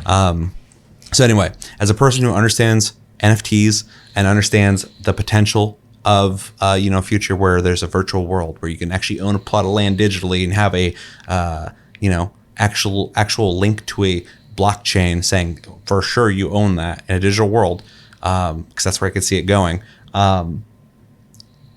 The situation, the atmosphere around NFTs and gaming just doesn't belong right now, and that Dr. Disrespect's like bringing it up again is fucking ridiculous. But anyway, you mentioned Skill Up, and it reminded me of him just coming out and not even like skating around the topic, but just straight up telling people like, obviously in response to Dr. Disrespect, that anyone who's trying to get you to buy an NFT is trying to scam you. So I thought that was interesting. So yeah, it's just we were having this conversation again because like for a while there was like Ubisoft, Square Enix, all these people, and then they all just kind of got hush hush about it. And now he's doing it. So the one that has to do with Forspoken, but the CEO, I think of Square, stepped down. But he was like a big NFT lover. Yeah. So that stuff might get pulled back on with Square now. With him. If I made money off of NFTs, I'd be a big NFT lover too. If you're making money off something, you're going to be a fan, right? So the biggest NFT fans are people selling them. Yeah. But I do know that Square still does technically sell them, but it's all the way they've handled it, I think, has been the most tactful, ironically, because I expected them to do really poorly with it. I think Sony's approach is not needed, but Tactful. Yeah. It's like they're flirting with it. I think they do it with a good smile as well, which is weird. Oh, interesting. But yeah, with Square, like you could buy, a cloud figurine off their website, right? Yeah. And I'm a figurine guy, so like that idea is attractive to me. And then for like an extra like $25, you can also get a digital version, which is the NFT. Yeah. So, and I was like, okay, I like as much as I like, I'm not a fan of this current state. I should at the very least say, but I think NFTs are like everyone else not interesting, and but at least in this case, it's like it's an optional thing. You could still just have the figurine if you want to, and this doesn't affect anything else yet. So totally fine with that. So yeah, it's too early in the tech to be jumping the gun on NFTs. People are only doing it because they can make money off of people right now. Yeah. But in the future, you will be able to acquire a unique digital item that you can carry over to other things, which would be interesting. But we haven't seen it implemented. It's not fucking proven. So like everybody's just talking about ideas and they want you to buy it now. And it's like, no, fucking prove what you're saying. Otherwise, you're just trying to sell digital shit, which is unique if you care about serial numbers. But outside of that, it's nothing. So anyway, yeah, that's a whole thing. We should watch this. Okay, You ready to watch it? yep. All right, this is Final Fantasy 16 hands-on preview in 3, 2, 1, go. I was waiting for you. Not for too long, I hope. I remember being awestruck as a teenager by the way Shadow of the Colossus dwarfed my protagonist with its titanic creatures. That feeling of man versus mountain generated by the PS2 classic is something I've rarely experienced since. But at a recent hands-on Josh event for Final hates that Fantasy game. 16, it happened I'm not again. fond of I it felt either. that awe, that sense of I don't care colossal about it, but scale. Josh, But this time, hates rather it. than being a poetically beautiful battle, it was an explosive homage to anime warfare. I hate the way people write at IGN. Agreed. It's so The dorky. 2-hour demo was, according to developer Square Enix, a special version made for media to experience, and contents may differ from the final version. Pulled from around 5 hours into the story, the combat-focused segment contained a trio of boss battles that showcased Final Fantasy XVI's ambitious approach to scale. The first of these, a It's showdown with a spy named spectacle. Benedicta, was a traditional human versus human clash that embraced the dexterity of this entry's new real-time action combat. But it was the other two, much grander fights that really caught my attention. Final Fantasy XVI sees a number of kingdoms caught up in a war over magical crystals. Key to this war are Eikons, politics. colossal monsters that, if you're a Final Fantasy fan, you may know better as summons. In most previous games in the series, these deity-like God, creatures Garuda were looks effectively amazing. elaborate Yeah, magic that's attacks. But in Final Fantasy fantastic XVI, looking. they are vital components of the plot and act as major boss battles across protagonist Clive's journey. One such icon is Garuda, a 20-meter tall bird-like creature summoned by Benedicta that wields the power of wind. As I dodged and weaved around Garuda's legs and wings, deflecting blows that would kill a normal I man, love the way the this battle looks. called to mind Yeah. scenes from kaiju movies and an anime like Attack on Titan. After dealing enough damage to stun her, I could fire a magical grappling hook into her jaw and yank her head down to the ground, opening her face up for a chain of hugely That's damaging cool. attacks. There's something inherently exciting about animations are fights so this good. large, It and Final looks Fantasy fucking 16 good. seems to be fully committed to going as big as it possibly can. I love the scale that you're fighting something that big. That's not to say the game's strengths are only in these gigantic boss fights though. Much of the demo saw me storming through a castle while cutting down a whole garrison of swordsmen in the grittiest combat of Final Fantasy's 36-year history. Clive strikes with fury, impaling and even stomping on enemies that have fallen to the ground. That's not to say all the fantasy has been drawn out of Final Fantasy though, far from it. Magical abilities frequently coat the screen with vibrant particle effects. It's all a bit overwhelming at first, and the fucking Final arcade-like Fantasy, dude. UI that constantly spits out damage numbers is an ugly contrast against the world's otherwise handsome art. But as I settled into the systems, I found the blend of action and tactical abilities rewarding. It particularly came alive in the rapidly paced battle against Benedicta, who pushed me to make use of all of my many skills. Men of your talents are rare indeed. Clive is a nimble fighter, and each swing of his sword reminds you that Final Fantasy XVI's combat director is Ryoto Suzuki, best known for his work on Devil May Cry and Dragon's Dogma. Fights feel fast, layered, and incredibly flashy. The core fundamentals are pulled from Japanese action classics: dodges, parries, uppercuts, and combo attacks. But built atop this is a magic system that sees you channel the power of different icons to unleash powerful special attacks. Well, it looks like one. But gameplay-wise, yeah. The fucking abilities look like Final Fantasy, but yeah, the combats. The Fiery Phoenix, the Winds of Garuda, and the earth-shattering magic of Titan. Only one icon's abilities can be channeled at a time, but a quick press of the left trigger cycles through each summon on the fly. You could fire a blast of Phoenix Flames, for instance, before quickly swapping to Garuda to launch your target into the air with a hurricane-like spin, and finally switch to Titan to finish them off with a charged power attack that strikes downwards with stone fists. Each icon ability has its own cooldown, so hot swapping between them mid-fight and managing their wait times provides a light tactical edge to each clash. I'm interested to discover what tactics will be unlocked as Clive gains the power of even more icons, and I hope they feel as distinct as the 3 I've used so far. The world, the graphics, the gameplay, everything I'm so sold on. I just hope the story of this is great, but Final Fantasy has a pretty good track record. So days of picking attacks from a menu and find all of this somewhat intimidating, you may find solace in Square's novel approach to accessibility. Rather than difficulty options, there's a collection of 5 rings that bestow combat easing effects.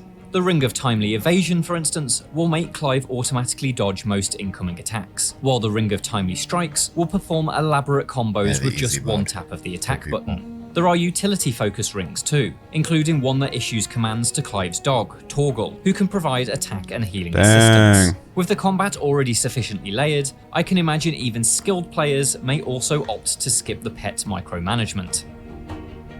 These rings will feel like this is going to be like one of my top 3 games of the year. Levels will all be able to enjoy Final Fantasy XVI's clashes, which are made I hope more it's that dramatic good, but like I'm just by the looking way your at attacks it. can This has seamlessly potential blend being into like cinematics a fucking that showcase fantastic a particularly game. cruel strike or evade. These Like, moments are coupled to they're not a holding button back. prompt, and while I'm Budget-wise, generally like averse to animations, QTEs in combat, everything Square looks Enix top seems notch. to have made it work. The slick presentation made each of the boss battles feel like momentous fights rather than interrupted melees. The overall sense is that Final Fantasy XVI will let us be directly involved in the outrageous anime-like battles typically reserved for cutscenes.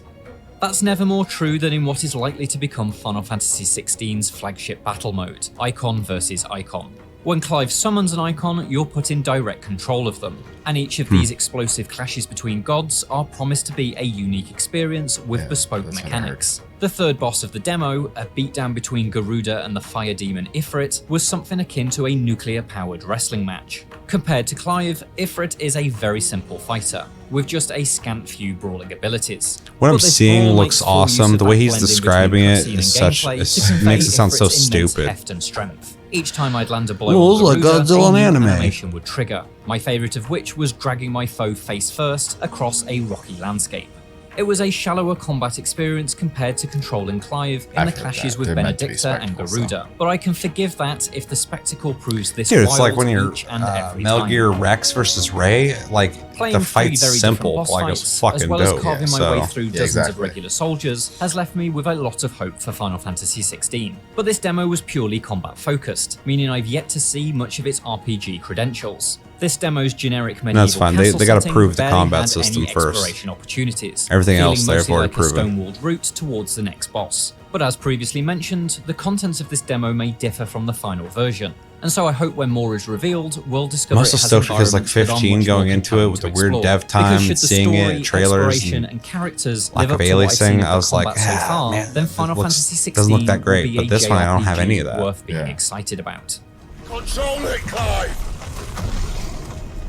For more looks at upcoming games, check out our previews of Crime Boss Rocket City and Kerbal Space Program 2. And for everything else, All right, so before we go into the 12 minutes, which is a chunk, what we think or what we take away from that? I didn't get a whole lot of new, personally, because like I said, I have kind of heard a lot of this already from recent videos. But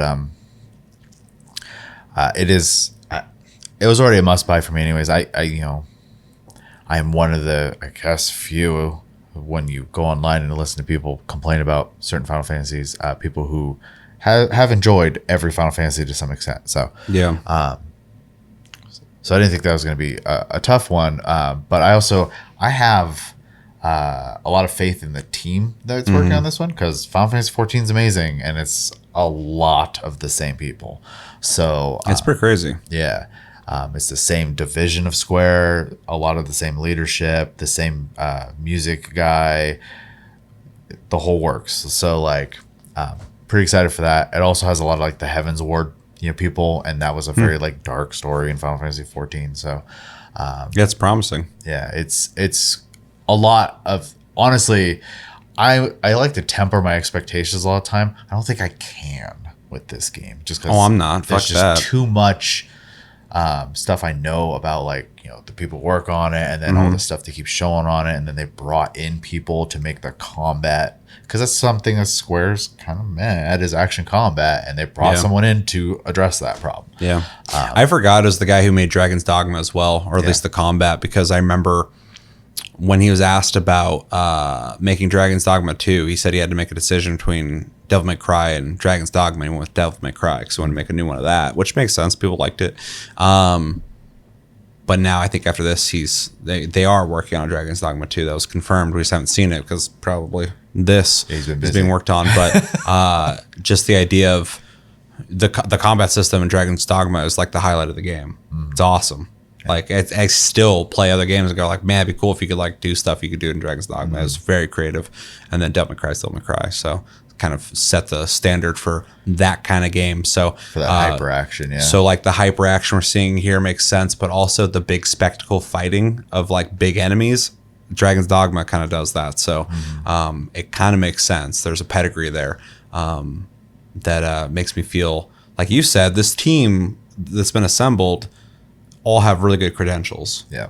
I haven't played 14 as much as you have, but I've only heard you rave about it forever. But even when you're talking about the guy who did the music, I think the music in 14 is fantastic. So, oh, dude, Soken's amazing. So, what he was able to do there, they're likely going to do here. And I have a feeling this game is going to be fucking good. I have a better feeling going into it than I did with 15, and I loved 15 after I beat it. Yeah. And so this game is already looking awesome. And it seems like it's also more types of gameplay. It seems like a bigger game, not just in every way, graphics, scale, all that shit, but like also like, the world, the exploration, the combat, the Eikon battles. It just seems like it's a grander vision. Yeah. That I'm just going off on things now, but like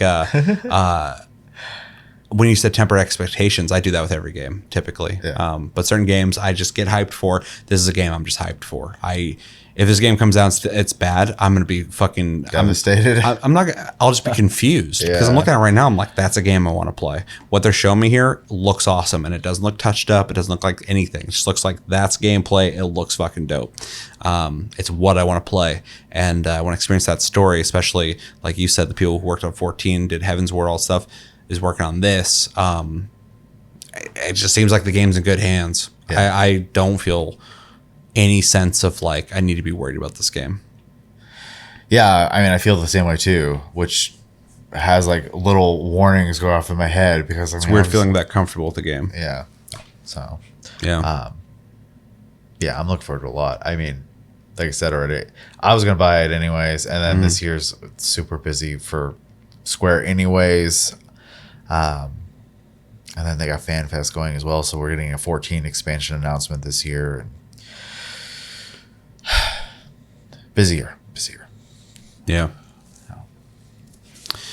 Yeah. All right. Well, that's some thoughts there. Let's jump into the 12 minutes real quick. We can talk while we watch that. I think this is just pure gameplay. This is 12 minutes of Final Fantasy 16 Eikon Summons gameplay via IGN again. Hopefully there's no fucking writing over it where guys just oversimplifying everything or trying to sound whimsical in the way he's wording things like he's trying to write a fucking novel. Let's just watch it. 3, 2, 1, go.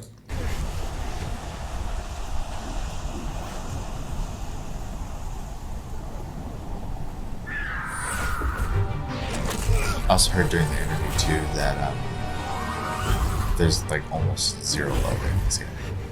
Yeah, I think I read somewhere that the game can only run on the PS5s, or at least it has to be like a PS5, the ability to load that SSD. Yeah.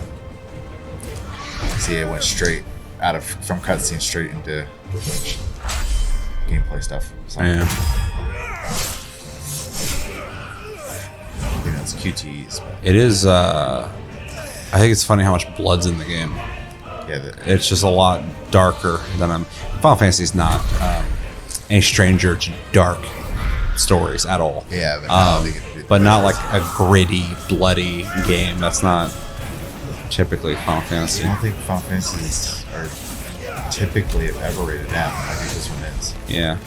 But like in cinematics, you'll see people with like blood on their face, or Yeah, like yeah. someone gets stabbed through or whatever. But like, yeah, it's not like you're stabbing through it and blood's flying out.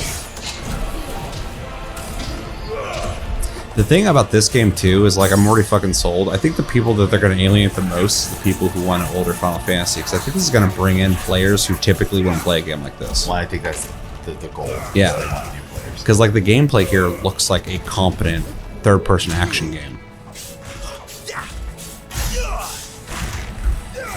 And competent, putting it lightly. I think it looks great, but like, you know, at the very least, if you're not even a Final Fantasy guy but you saw this game, you might go like, oh, I like action games.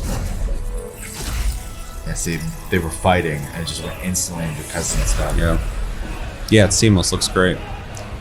I'm just impressed with Back in the the variety of cinematics and animations that are happening in such a short amount of time. The game just seems like it has a lot of work put into it. It is hilarious seeing all these little mechanics going off though, because the teams never know. Yeah. Oh, I'm sure you're gonna get a lot of fucking mechanics. And you see that a lot in action games these days, anyways. Yeah. But I mean, that these guys design mechanic fights. They have years of experience Yeah. doing stuff like that to make Awesome. boss battles interesting. Yeah.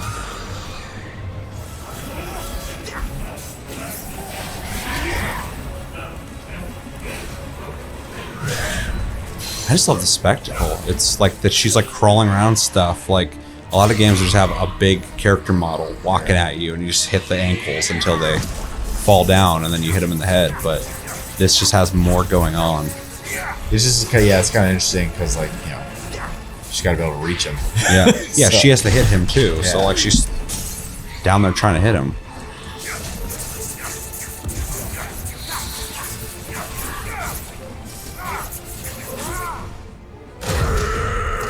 I do think that the damage it's showing is a bit distracting because it covers everything. So I wonder if there'll be like a UI thing where, well, some games nowadays offer different levels of UI, which I think is kind of cool. Yeah. You can have like a minimal UI, no UI, standard, and then like one that has everything.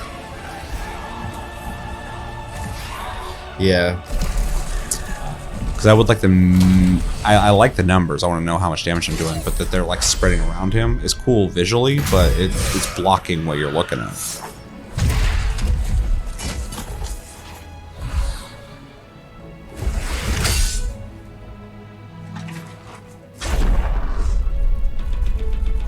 This game looks great.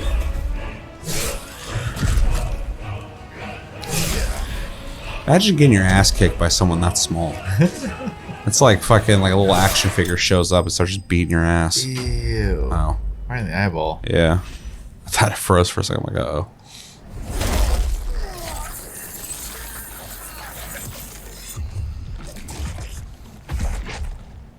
You're nothing. A monster. I love fucking Grua's design. He has a much more extreme version of the one from 14. Just the detail and just all the features. My way! Really fucking cool looking.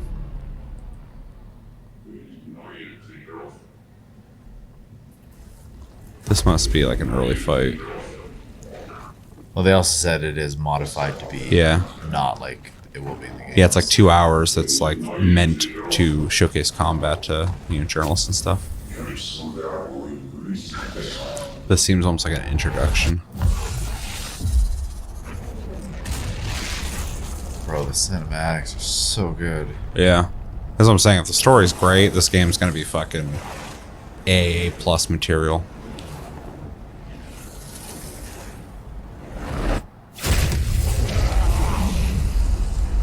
We just got chills. Dude, his cinematics are good. Much better than 15. It's such an improvement. Yeah. Obviously, it's not connected to 15, but it's the last Final Fantasy. Yeah, it's been a long time. Yeah. Yeah, for sure.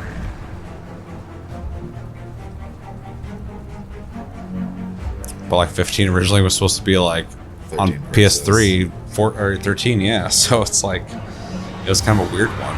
It was definitely weird. So this is a pretty big jump.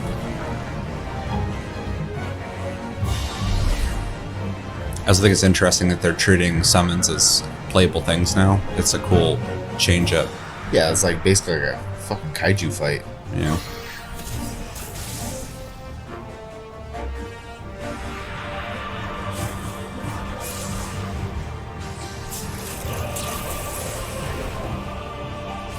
Love the music. Yeah.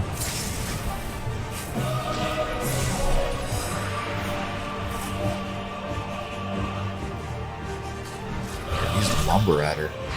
Oh, that's cool.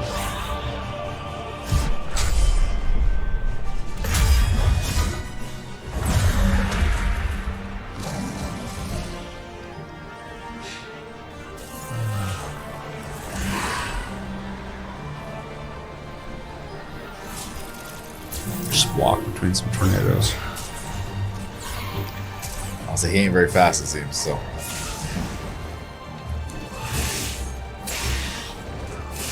Now his design's fucking dope too. The horns. Yeah, he looks pretty similar to like recent designs. The thing I am liking though is like the weird like dried lava look on his skin with like the heat coming from within. That's pretty cool.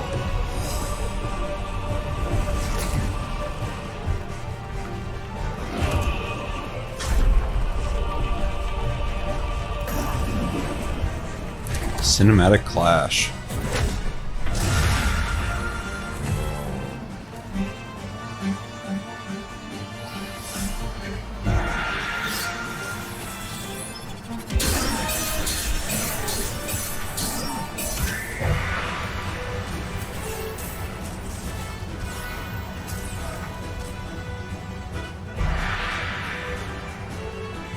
Holy, dude, this is so like good to look at. Can't imagine playing it, especially when you're invested in the story. It's gonna be so much better.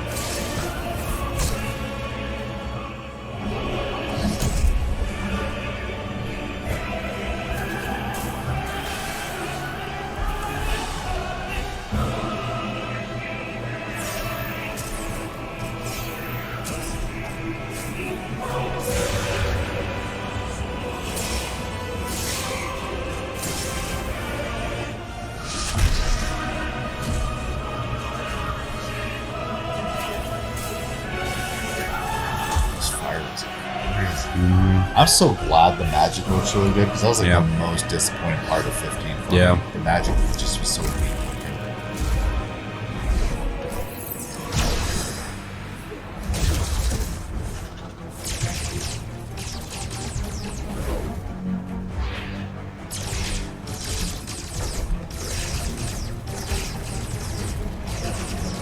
Is this game on Unreal or is it on that Luminous engine?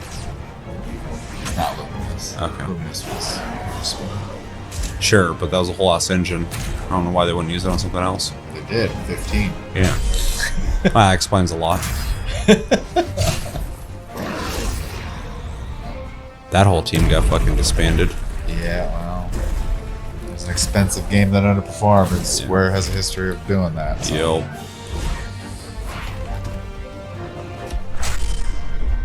I think they probably knew that before, though, going into it. Unreal. Yeah, explains a lot.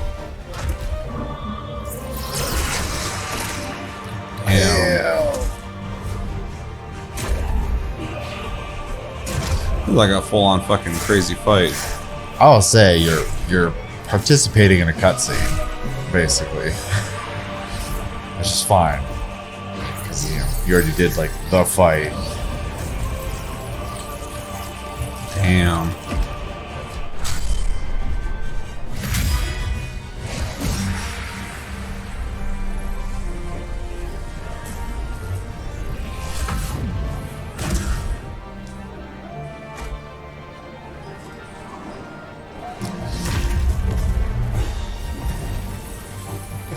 gnarly.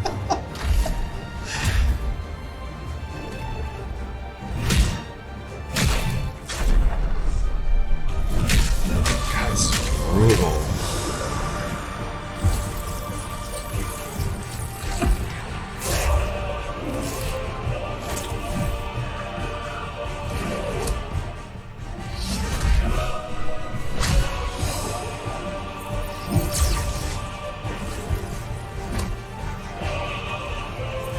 As far as how long this lasts, especially for the amount of cinematics that are happening. Yeah. I mean, they're really going for like a spectacle.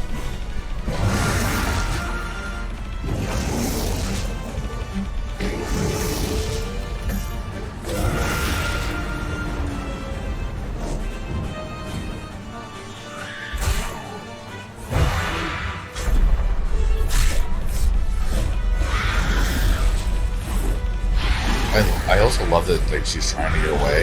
Yeah. Oh, hellfire.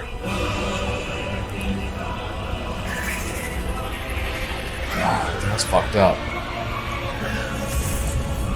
True.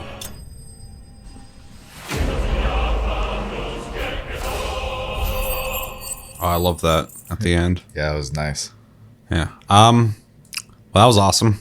Yeah. I'm sold. There wasn't a single thing about that I thought was like okay or subpar looking. Everything about that looked awesome. Cinematics are awesome. The visual style's awesome. The gameplay looks fun. Even if I know some people are gonna have an issue with like the cinematic gameplay. Oh, for sure. That's not for everyone. Yeah. Well, because people are like, I don't want to play a movie, blah blah blah. I'm like, I like cinematics still. Like as long as there's still gameplay to be had. Those cinematic events, that's shit for you to like visually see and take in as it's happening. At least they're giving you interaction in that, and some of it was actually like pure gameplay, like where he's dodging between the tornado stuff. It wasn't as good as like this when it comes to gameplay, but there's gameplay there. But the amount of things happening that you're interacting with gives you this planned out cinematic event that I think is really fucking cool looking. So. Yeah, overall, the game looks fucking awesome. I'm really excited for it. I think it's a little early, but I feel like it's like a game of the year contender. It could possibly be. Not it is, because I don't know. I haven't played it. But it's just looking like a fucking fantastic game. So Yeah. I'm definitely a fan of cinematic games. I like basically being part of an interactive movie. So that's fine by me. This seems like it has a good blend of both as well. yeah, I love, it's basically a payoff, like the payoff for your work when you get cutscenes and stuff like that. Sure. In Final Fantasy games, I like that a lot. I understand though, some people just want to play something like Jump King. I have button, I jump, so. true. I mean, I've literally heard a guy say that he just wants to play a game that's you play a game, there's nothing else. Yeah, I always forget that people are pretty locked into certain kinds of games. I'm somebody who appreciates all games, so I can take a cinematic game, and this looks way more than it's downplaying this game to say it's just cinematic, but then I could also just play, we talk about all the time on Plus Club, a game that's just fucking gameplay. It's not a big budget crazy story game, but it's just fun, and that's the point. So there's room for all of it if you appreciate gaming in general. It's like you were saying earlier when people were like certain Final Fantasies suck and certain ones are good. I like them all. There's definitely weaker ones, but my brain doesn't go like that one sucked, it's not as good as this one. I don't have that. So to each their own. But yeah, when it comes to that kind of thing, there's a place for it. Jump King, I don't even know what the fuck that is, but it's literally like a platformer where you go up, but if you fall to the bottom. I played a mobile game like that a long time ago, but I don't think it's called Jump King. I think it's called something else. But there's a bunch of games like that. But yeah, I could appreciate that. But yeah, I'm also, and some people are like, well, I don't care about graphics, I only care about gameplay. No, gameplay's king for sure. Oh yeah. But I'm also a fucking tech nerd, so I love seeing great graphics. And so yeah, there's just layers and shit like that. So well, yeah, it comes down to the type of gamer you are. If you are, obviously more so you, but we try to be a little more rounded about or enjoyment of games. I like less genres, but I do play. Sure. I play lots of indie games. You can still understand what somebody could like out of a game that you're not into that for genre sure. though. Yeah, but I try to understand stuff. But yeah, I for sure. But I have a fucking problem. I see every game come out. I'm like, I'd like to try that. I'd like to try that. Yeah. I'd like to try that. So yeah, I am an extreme of like, I like video games. I mean, I like fucking Tetris. I still think that game's a banger, let alone any modern game that, you know, is bringing the craziest stuff you can bring to a game. Yeah. I like it all. So, yeah. But overall, I mean, I think I've said enough on this game. I think it looks great. I think it's going to be possibly one of the best games of 2023, easily. And I'm okay with the direction shift as long as, and they are doing it current still, but as long as like the other style of game doesn't just disappear altogether, and maybe it's not a Final Fantasy, and now it's, you know, a Bravely Default, it's an Octopath, you know, I would hate for the turn-based to just disappear, but I do understand Sure. that is definitely more of an older gamer thing. So Well, if you think about the tech of turn-based combat, it makes sense that at one time, how do we allow people to decide actions for multiple people in a fight of like 3 versus 3 or whatever? Oh, have them stand there. And then you decide. And then that eventually evolved into like a genre of like, oh, it's turn-based. Like everyone's stand there, they're doing their moves, and then you have them jump over and hit. So yeah, it does feel like, you know, if you're going to make a turn-based game now, you don't need to. The tech is there to convey a group battle in different ways, but people like that genre, so they want that kind of gameplay still. And I'm one of them. I think turn-based is a lot of fun. well, it almost kind of like goes into like a strategy game, like sort of area, because you know you Sure. have time in between It turns. 100% is to strategy. Think about stuff, you know, versus an action game, it's reactionary. Yep. So, not to say Yeah, it's not you're strategy, swinging and it's still dodging, strategy, and then you're but- popping a heal when your health goes Yeah. down in real time. Versus like there is strategy if you're playing the original Final Fantasy VII or any of them, and you're deciding like, okay, this turn that guy's low on health. Do I hit or do I heal? Maybe if I can put a shield on that person, this guy can do that. Like you're strategizing, and I think a lot of that does get pulled out of the attraction to a Final Fantasy when the strategy is left and now it's just you and pure skill based combat. Yeah. I mean, it is a very big shift. But again, this isn't the end. Like, you know, when they make a Final Fantasy 17, maybe people aren't as stoked about this combat system and they go, well, okay, well, let's pull it back and try something else. Or they get a new director who's like, man, we're going to go old school. Well, and it is a philosophy of theirs to, as it has been, you know, every Final Fantasy is supposed to be a different Exactly. experience with connective tissue, and it's kind of left to every director to kind of decide what Final Fantasy is. Yeah. I've heard Yoshi P talk about this even. He's like, I have to sit there and think about like what makes a Final Fantasy. Yeah. You know, there's I have some obviously ideas on that, but yeah. sure, but it's something they're presented with when they're given the opportunity to make one. Yeah. Like, what is Final Fantasy, and Yeah. then you make a game off of that. So, it's just kind of neat listening to. I like listening to that guy talk, anyways. But, yeah, there's just a company philosophy when it comes to Final Fantasy to make a different game every time, anyways. So, Which I love. It's always been a thing about Final Fantasy I've really enjoyed is that they're all different, but share things, which is always a lot of fun. Like, oh, it's Ifrit, oh, it's Garuda. They're all in the games, but they're different this I time didn't bring around. up Dragon Quest earlier. Like, that's like their AAA turn-based game right there. So, True. I think it's interesting too that Final Fantasy 15 and 7 Remake have flirted with a action-based combat system in different ways. 7 and 15 don't feel the same, but they're a similar philosophy of fight in real time, but you can pause and, you know, execute a move. And then this one's just going full action, but it seems like you have moves you're going to be able to use just in a more fast. It just seems way more like an action game. But you have cooldowns, but yeah. There's no pausing. Which is interesting that they've been flirting with this for a while Yeah. in different ways, and now they're just going full bore, and we'll see what they do with it. But yeah, I'm impressed. I'm hyped. It's a must play game for me this year for sure. Yeah. Anything else you want to say? I hope I have free time because I'll be making time for this one. I really don't want to run into spoilers after this game comes out. I would like to just play it and enjoy it as best I can. So yeah. All right, well, listen in the comments below. What do you guys think of the 12 minutes of Final Fantasy 16 Eikon Summons gameplay? What do you think of the gameplay? Do you like it? Do you not like it? Is there certain things you're not very into? What do you think about the hands-on preview? Did you get any information out of that you thought was interesting? Or do you have any information you've read somewhere that you want to add to the conversation? Listen in the comments below. And yeah, give me your general thoughts on everything Final Fantasy 16. Is this exciting for you? Is it not exciting for you? Do you have your apprehensions? Maybe you're reserved about a couple things. Maybe you're really excited. You're like, this is going to be fucking it.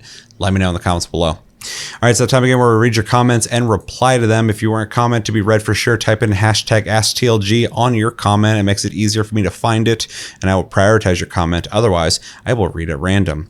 All right, so I did a reaction to Dead Island 2 extended gameplay reveal. This has got a good amount of views. I got some traction for sure. And that's old because it's at like 1,300 now, I think. But yeah, I'm really happy with that because views on the channel have been really shit lately, so it's good to see that. We got a lot of comments from people here, and I'm having my typical late night contact issue, so I'm going to try and not say game when I read. I think I said game over genre like 3 times last time, and when I was listening to that, I was like, damn, like I was really not reading that correctly. So let's try this again. Let's see. We got from Raw Augments. Surprised to see this come out after 12 years since release. Was hesitant after the first few trailers, but this one definitely has me considering. Need a new fun zombie slaying game. Many memories from Dead Island 1. I agree with you. I have memories from Dead Island 1 as well. The game was very janky, but overall a fun game, especially the multiplayer aspect of it. And I think even though the combat system wasn't great, it had some really cool ideas where you could target limbs and break, a leg or cut certain things off. And so this is a game I'm tempering my expectations for, but I want it to be really good, and it's looking really good so far. So it's really interesting how many people are kind of in the exact same boat as me when they're saying like, was hesitant after the first few trailers, but this one definitely has me considering. Same. Like more and more I see in this game, I'm like, I think this game's just going to be like fun. I think they actually did it. So let's all hope that's the case, because it would suck if we're getting, a little more hyped on this, like, wait, it might actually be good, and then it comes out and shit. That'd be devastating. So you're probably not going to have a whole lot to say on this. Yeah, this is way out of my wheelhouse, but I mean, I do hope for a good game to come out of it, obviously. We said a million times on this channel, but like never want games to be bad. So, and the concern on the timeline, is completely valid. How many games have been screwed to that? Even like 15, we just got done talking about that. It's one of those games. It fortunately was put together enough to make a game, that was finished, but it definitely has some issues, especially in mid game. They saved that game for sure, and it does have weaknesses for sure, but the story saves it, and I think the beginning and end save it. But yeah, you can definitely tell that I didn't go into it with the same anticipation as 16 at this point. I looked at 15 and went like, why does it look like that? Yeah. Why does it just seem like they're just only showing that you can drive around open fields with nothing in them? Because the middle of the game is that. Yeah. Because they're just like, we don't know how to do open worlds yet. So they're experimenting. So yeah, valid concern for sure. I have talked about this a million times, but 1 delay, whatever. 2 delays, it happens. 3 delays, I'm like, that's getting kind of weird. And then 4, whatever, and then the longer the dev cycle, it's like some people are like, well, sometimes you need more time to work on a game. Very rarely, the longer you go, it benefits. If you get past like 6 years, 8 years to develop a game, that makes me go like, there's something wrong. And this game had 1 dev originally working on it, and then they switched to a whole new dev, and I'm like, that's not good. Yeah. So yeah. Anyway, thank you for the comment. Next person up is Olizart. Am I reading that correctly? Olizart? It might be Olizart. Olizart says, yep, you said it, dude. Just stupid, dumb fun. I'm in for sure. Was a fan of the first and the DLCs as well as Dying Light games. Only 3-player co-op though, which is a step back. Oh well, more gore, less players. Take my money and bring on the 4th of April. It's so common lately, the 3-player thing. Yo, when I see 4-player in a game, I'm like, ooh, they're going crazy with this one. Yeah, and it just kind of like is weird to me because it's a mixed bag, right? It's easier to find 2 people than it is to find 3 to play a game, unless you're okay with playing for randos, then it doesn't matter. But I also think it allows them to make higher fidelity games because there's less people they have to render the game to. So I don't know. It's interesting. Yeah. Agreed. Let's see. Oh, yeah. I agree. When it comes to this though, the 3-player co-op is weird. I prefer the 4-player. But like he said, the gore, there's a lot of gore in this game, so maybe they're trying to save some memory there. Yeah. But I mean, you're agreeing with me when I said it's just stupid, dumb fun. That's what I'm looking for with this game. I'm also a fan of the original Dying Light and the DLCs, but also Dying Light. And I see a lot of people. I had somebody go like, they went, oh, it just looks like Dying Light. And I'm like, yeah, Dying Light looked like Dead Island with parkour. I mean, like, I don't know how far back you want to go here. So, they can both exist as long as they offer things that are worthwhile. Yeah. But I think it looks like dumb fun. And I do think dropping back to 3-player kind of sucks because the original had 4, or was it 4? I feel like it was almost more than that. It was 6? I think it's 4. But yeah, it's still multiplayer, so I'll take it. Yeah. Anything else? Don't let me know anything. Thank you for the comment. Don't tell me anything. Last comment on this video we got from the Showmaster saying, I like how this game doesn't take itself too seriously. Dying Light 2 took itself too seriously and tried to be gritty, but ended up being cringy. Although I don't like the characters in Dead Island 2. They all feel too crazy and their outfits don't really match their backgrounds. I would gone with more normal and stereotypical characters like a snobby actor, social media influencer, and a move to LA from South, a Mexican landscaper gangster, or priest or rabbi. When it comes to the characters, I don't really care too much, just because like I think the tone of the game is kind of wacky. The last game, the characters were also kind of wacky. We had I forgot what his name was, but he sings that, or raps a song, Hoodoo Voodoo Bitch. So that's kind of the tone we're going for here. So I'm not too worried about it as long as I don't have too much dialogue that's annoying. I liked Dying Light 2 and the story, and that it takes itself a little more serious, but I get where you're coming from. That's why I think it's kind of good that we have 2 separate games, because one is the more serious story, serious atmosphere, the whole idea of like, get back before dark situation that has like this tension to it. And then like Dead Island is this game where you and your friends run around and just beat zombies and cut them up. And, core gameplay elements are similar, but also just different vibes. So, yeah, I get where you're coming from for sure. Anything you want to add? I don't think I can. So no. All right. Well, thank you everybody who commented on this video, and we're moving on to the next one, which is where we reviewed Ollie Ollie World Mafia Definitive Edition, Evil Dead the Game, and Destiny 2, which was Plus Club. And we got a couple comments. The first one's from Ego Border saying the Mafia games were great back in the day, if a bit niche because they dared to use an open world for a setting and atmosphere more than actual gameplay, which is really interesting because it is more of just the atmosphere. It's not really like an open world like Grand Theft Auto. I was hyped for Mafia 3, but although I'd put the first 5 to 10 hours up there with GTA 4 or any HBO crime show, the game just could not hold my interest even on a fresh start months later. Okay, I think. We played 3, didn't we?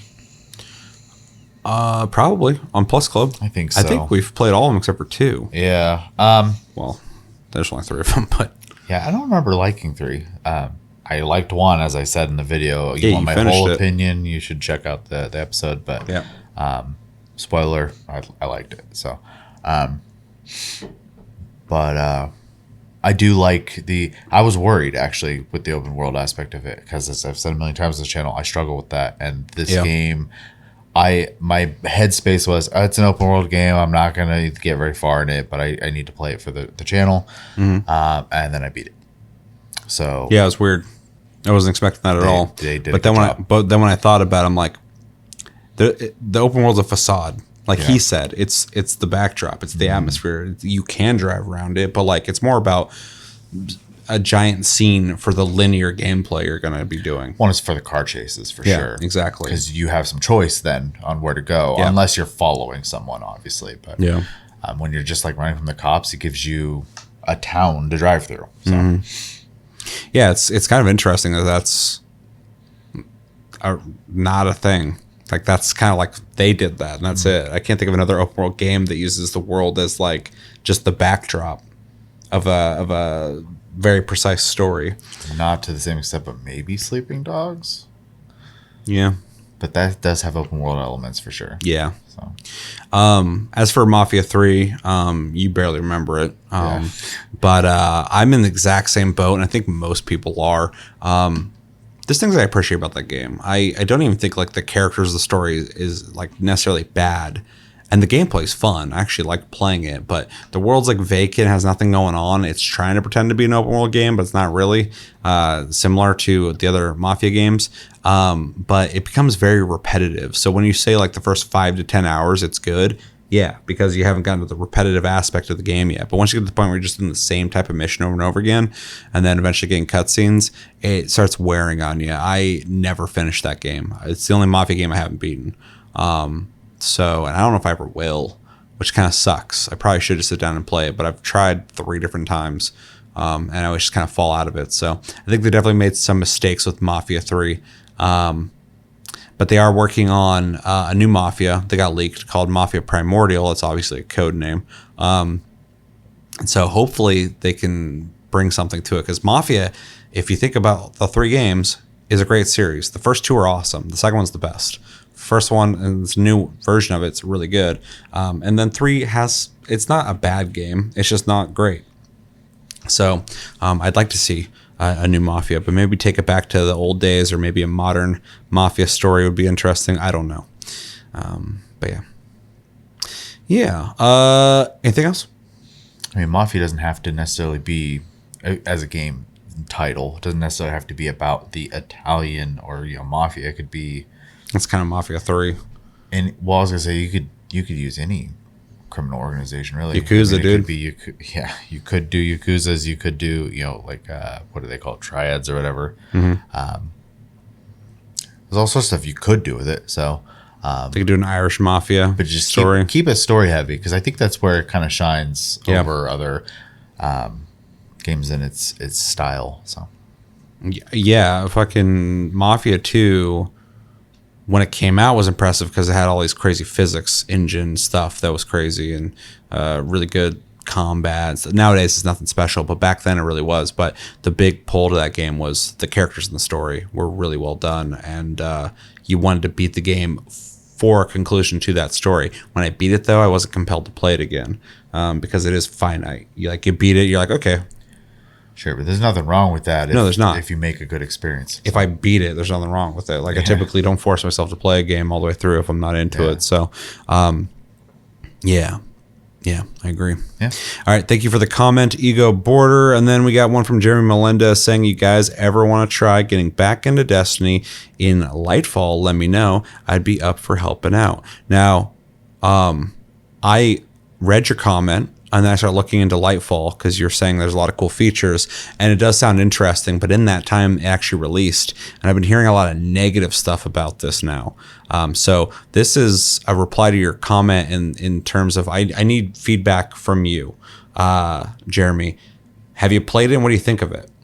Are you still like playing through it? And are you enjoying it? Are you playing through it because it's just more content to a game you already play, or are you one of the people who are disappointed by it? Because I've seen all over the place, whether it's Steam, videos, whatever. A lot of people are not happy with, I guess, the story. I don't follow the story of Destiny, but I guess a lot of people are really upset with where it went, I guess. Yeah, and actually, I was also flirting with the idea of picking it up because I do enjoy playing. Oh, dude, Destiny plays great. But I don't stick to it. It's not like my MMO of choice type of thing.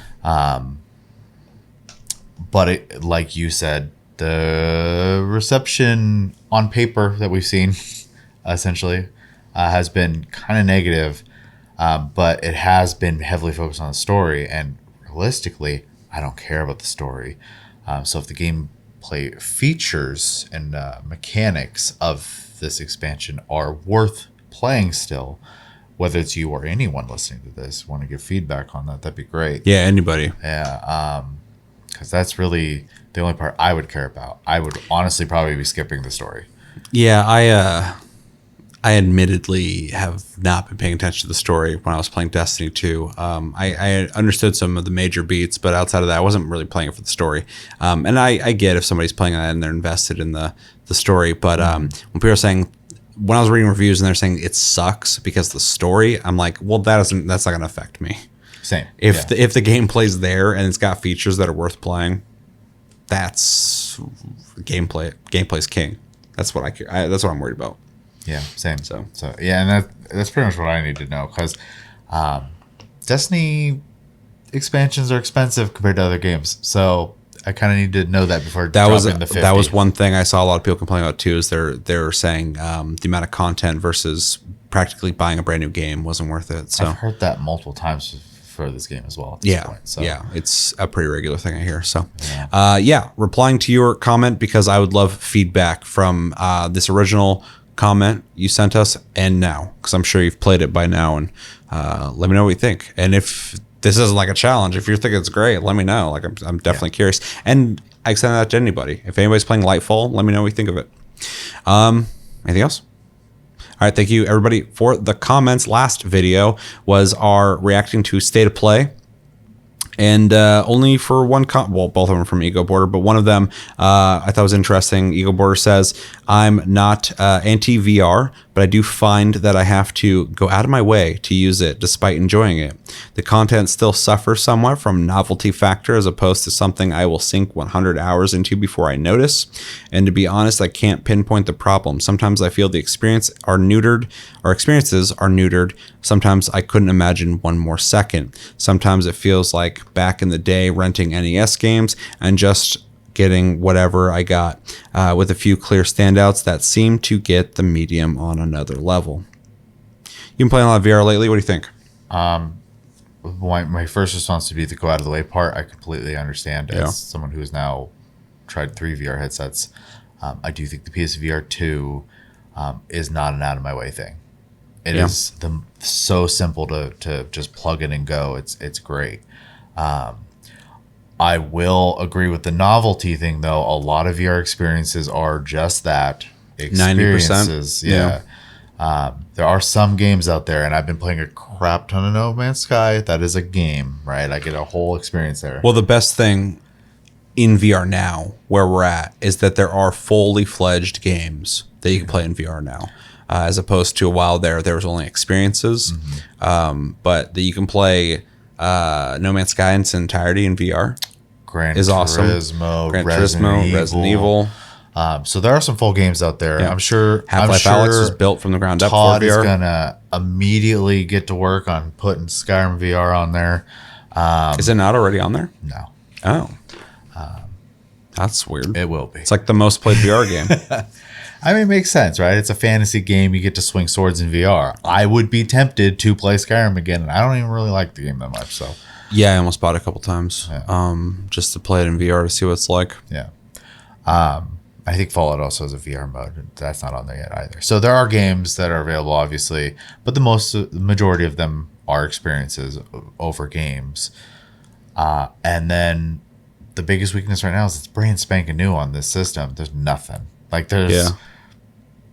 I don't know, maybe 20 titles. So Well, and the big thing too, outside of just PSVR 2, but just VR in general, is it's still in its infancy. So people are still playing around with standardizing things where you're so far past that in consoles where, like, you know, there's certain things you're just expecting a game to do in terms of gameplay, in terms of button layout. If a game deviates, you're like, why the fuck is that not jump? VR's not there yet, but it's getting there. And so I think the big 100-hour gaming sessions you might have, not at once, but like, you know, somebody putting 100 hours into a game on VR is either going to be a VR enthusiast, someone who's really into them.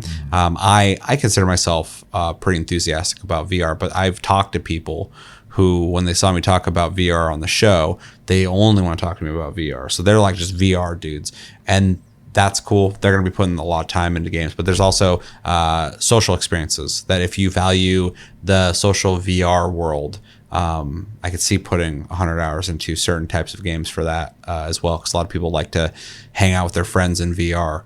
But VR chat is huge. When it comes down to the must-play titles for VR, there's plenty of them, but now we also have like full-fledged games you could play over and over and over again in VR.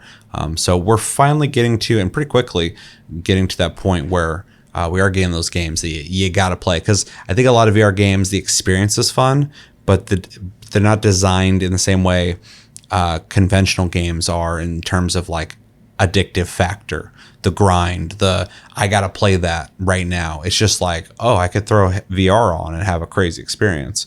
And then when you have 90% of the games being like these novelty experiences, not full-fledged games, it doesn't leave you with much to put that much time into. I also like that if you really want to, let's say you're in like a noisy environment, right? And you just kind of like isolate yourself and watch something on a ginormous theater-sized screen. You can do that. Yeah, it's weird. I watched something like YouTube video or something, and you can like set the size and stuff and make it look like you're in a theater or something like that, and it gives you that, like, imagine if you had like a small room. Like, I can start going like dystopian stuff here, but if you're in a small room and you wanted to have the experience of sitting in front of like a larger TV, you can do that in VR. It's really weird. And then, yeah, like you said, if you have like a decent headset, you can kind of transport yourself into a theater experience. Yeah, you can have an immersive movie experience without having all that living room equipment, basically. Now, I will say, obviously, it's a lot to ask someone to drop $600 on a piece of hardware. You would have or to $1,200 have disposable income, and if we're talking PC, even more. But though you can get an Oculus, I'm not a big fan of anything Facebook related, but me neither. it is a very consumer friendly headset with a lot of cool tech. So it just has stuff I don't want to involve myself with. Yeah. Well, they invested so much on that shit, they're losing money elsewhere. So yeah, but yeah, sticking to the PlayStation aspect of it, I'm just hoping to see more like full actual games come out. I'm okay with the experience stuff. I like that kind of stuff, but as someone, obviously, it sounds like you would prefer some meaty games.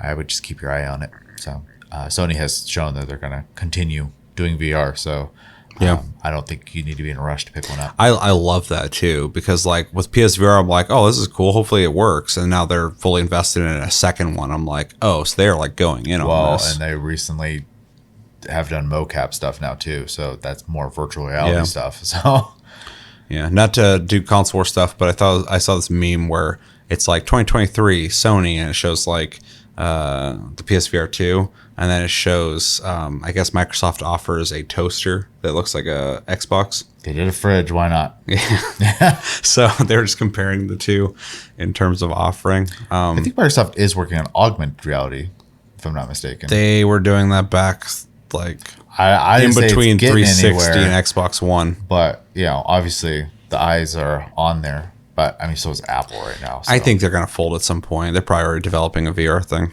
Yeah. I feel like so many, especially when Facebook got so crazy about VR, I feel like Microsoft's going to have to do it. Just like Bing and fucking, they're doing their own AI, and they're going to have to stay competitive. If everyone is deciding that they're going to keep doing VR, they will have to do it. Well, they're gonna have to be competitive anyways because, I know there's plenty of people who don't like Apple out there, but Apple's investing in that stuff right now too. Sure, everybody is except for them. I think Apple's got a headset coming out pretty soon, so I'm worried about Phil Spencer because like he's a good guy. I think he's awesome, but more and more people are talking about his leadership and how he's going all in on Game Pass. But it seems like they're neglecting a lot of stuff. Like Game Pass is awesome. it's a great value. It's insane. That's how I'll word it. Stupid. Yeah. It's stupid value. And devalues certain things. But like if you're paying for Game Pass, you get your fucking money's worth for sure. Yeah. But you know what else is being talked about when it comes to Xbox? Not a whole lot. And I'm not saying that to be insulting. It's worrying because I want Xbox to be like celebrated. And I know people who are invested in Xbox and love Xbox are only going to say positive things about that. Yeah. But and they're gonna hang on to stuff like Bethesda games and whatnot at sure. this point. But. But it just feels like in terms of like hardware and like key AAA games like that, you know, Redfall looks cool and Starfield will sell a lot. But Yeah, it doesn't matter if the game's good; it'll sell. But I almost wonder, and I hate saying it, but I almost wonder if they need new leadership because Phil Spencer, I think, is just too nice. It's possible. And I think he's just focusing too hard on offering people the easiest access to renting games. And when people there's this whole theory that like it just doesn't make sense, but people are like, well, you know, Xbox people like to play the game on Game Pass and then they buy. And then like I posted a thing in the Discord today that showed in the UK, Wolong, 94% of sales, not physical, but sales in general of the game were on PlayStation. 94%. Yeah. So people on Game Pass are not buying it. I saw a thing today. I hate having this conversation because obviously some people will get defensive about it. Sure, but, I'm going to lose like 2 subscribers from this. But Sony's year-over-year sales are like a 300% increase right now because PS5s became available. Yeah. And Microsoft's are up still as well. Yeah. But Nintendo's did drop finally. They got to make new hardware. I know everybody's happy with the Switch. I love it too, but they got to make new hardware. But the difference was staggering. Oh yeah.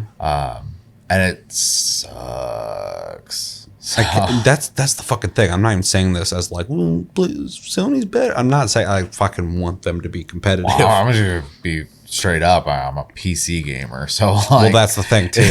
I'll talk about PlayStation. Some like on TikTok, I'll say something about like a PlayStation or an Xbox. And people are like, "Well, I play on PC." I'm like, "Bro, I'm fucking on my PC 98% of the time, but I play everything." Yeah.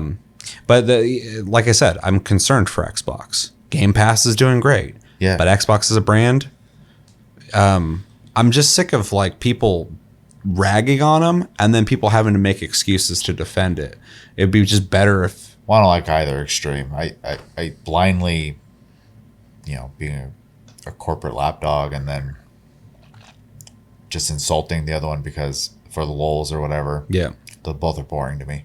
Well, just like when I see like PlayStation people like just excited that like to them Xbox doesn't have anything. That doesn't I'm like, help that's fucking anything. stupid too. Yeah. Shut the fuck up. Like, just don't. If you're not playing on Xbox, don't play on it. Sony has plenty of problems as a company. Yeah. They need someone to keep them in check. So Sure.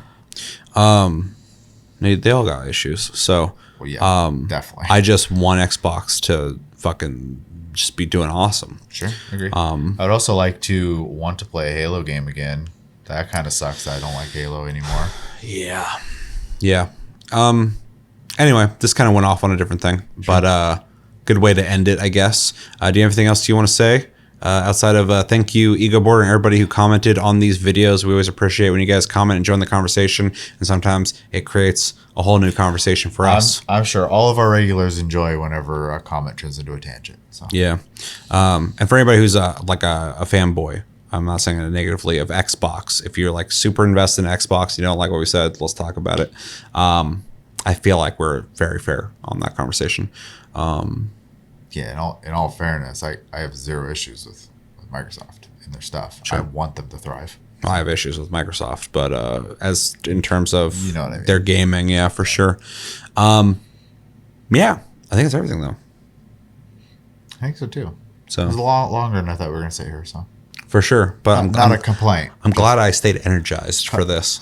Commentary. I'm starting to get tired. Yeah, well, it is 4:15. So thank you for watching, everybody. I've been Seth. This has been Chevy. Thank you, Chevy, for joining me. And thank you guys for joining us for this conversation. Let us know what you think in the comments, and let's roll the outro. All right, that's going to do it for this episode 182 of TastyCast. As always, thank you for watching. Make sure to like and subscribe if you enjoyed this episode. Make sure to check out our other episodes. Check us out on our socials and streams, linked down below. I am only streaming on YouTube now, so if you want to watch my streams, you're in the right place. Check out our Discord link down below. You can talk to us anytime, all the time. We're on iTunes, Spotify, and other podcast platforms. If you prefer to listen to us in audio form, I have a TikTok link down below. You can watch my shorts there. I wish I could upload them here. And we have a Patreon. If you'd like to support this channel, more than liking, commenting, sharing, and subscribing if you're brand new. And yeah, the likes really help a lot. So if you can like this video, I would appreciate it so much. And subscribe if you're brand new. So yeah, I've been Seth. And until the next episode, have a good one, guys, and take it easy.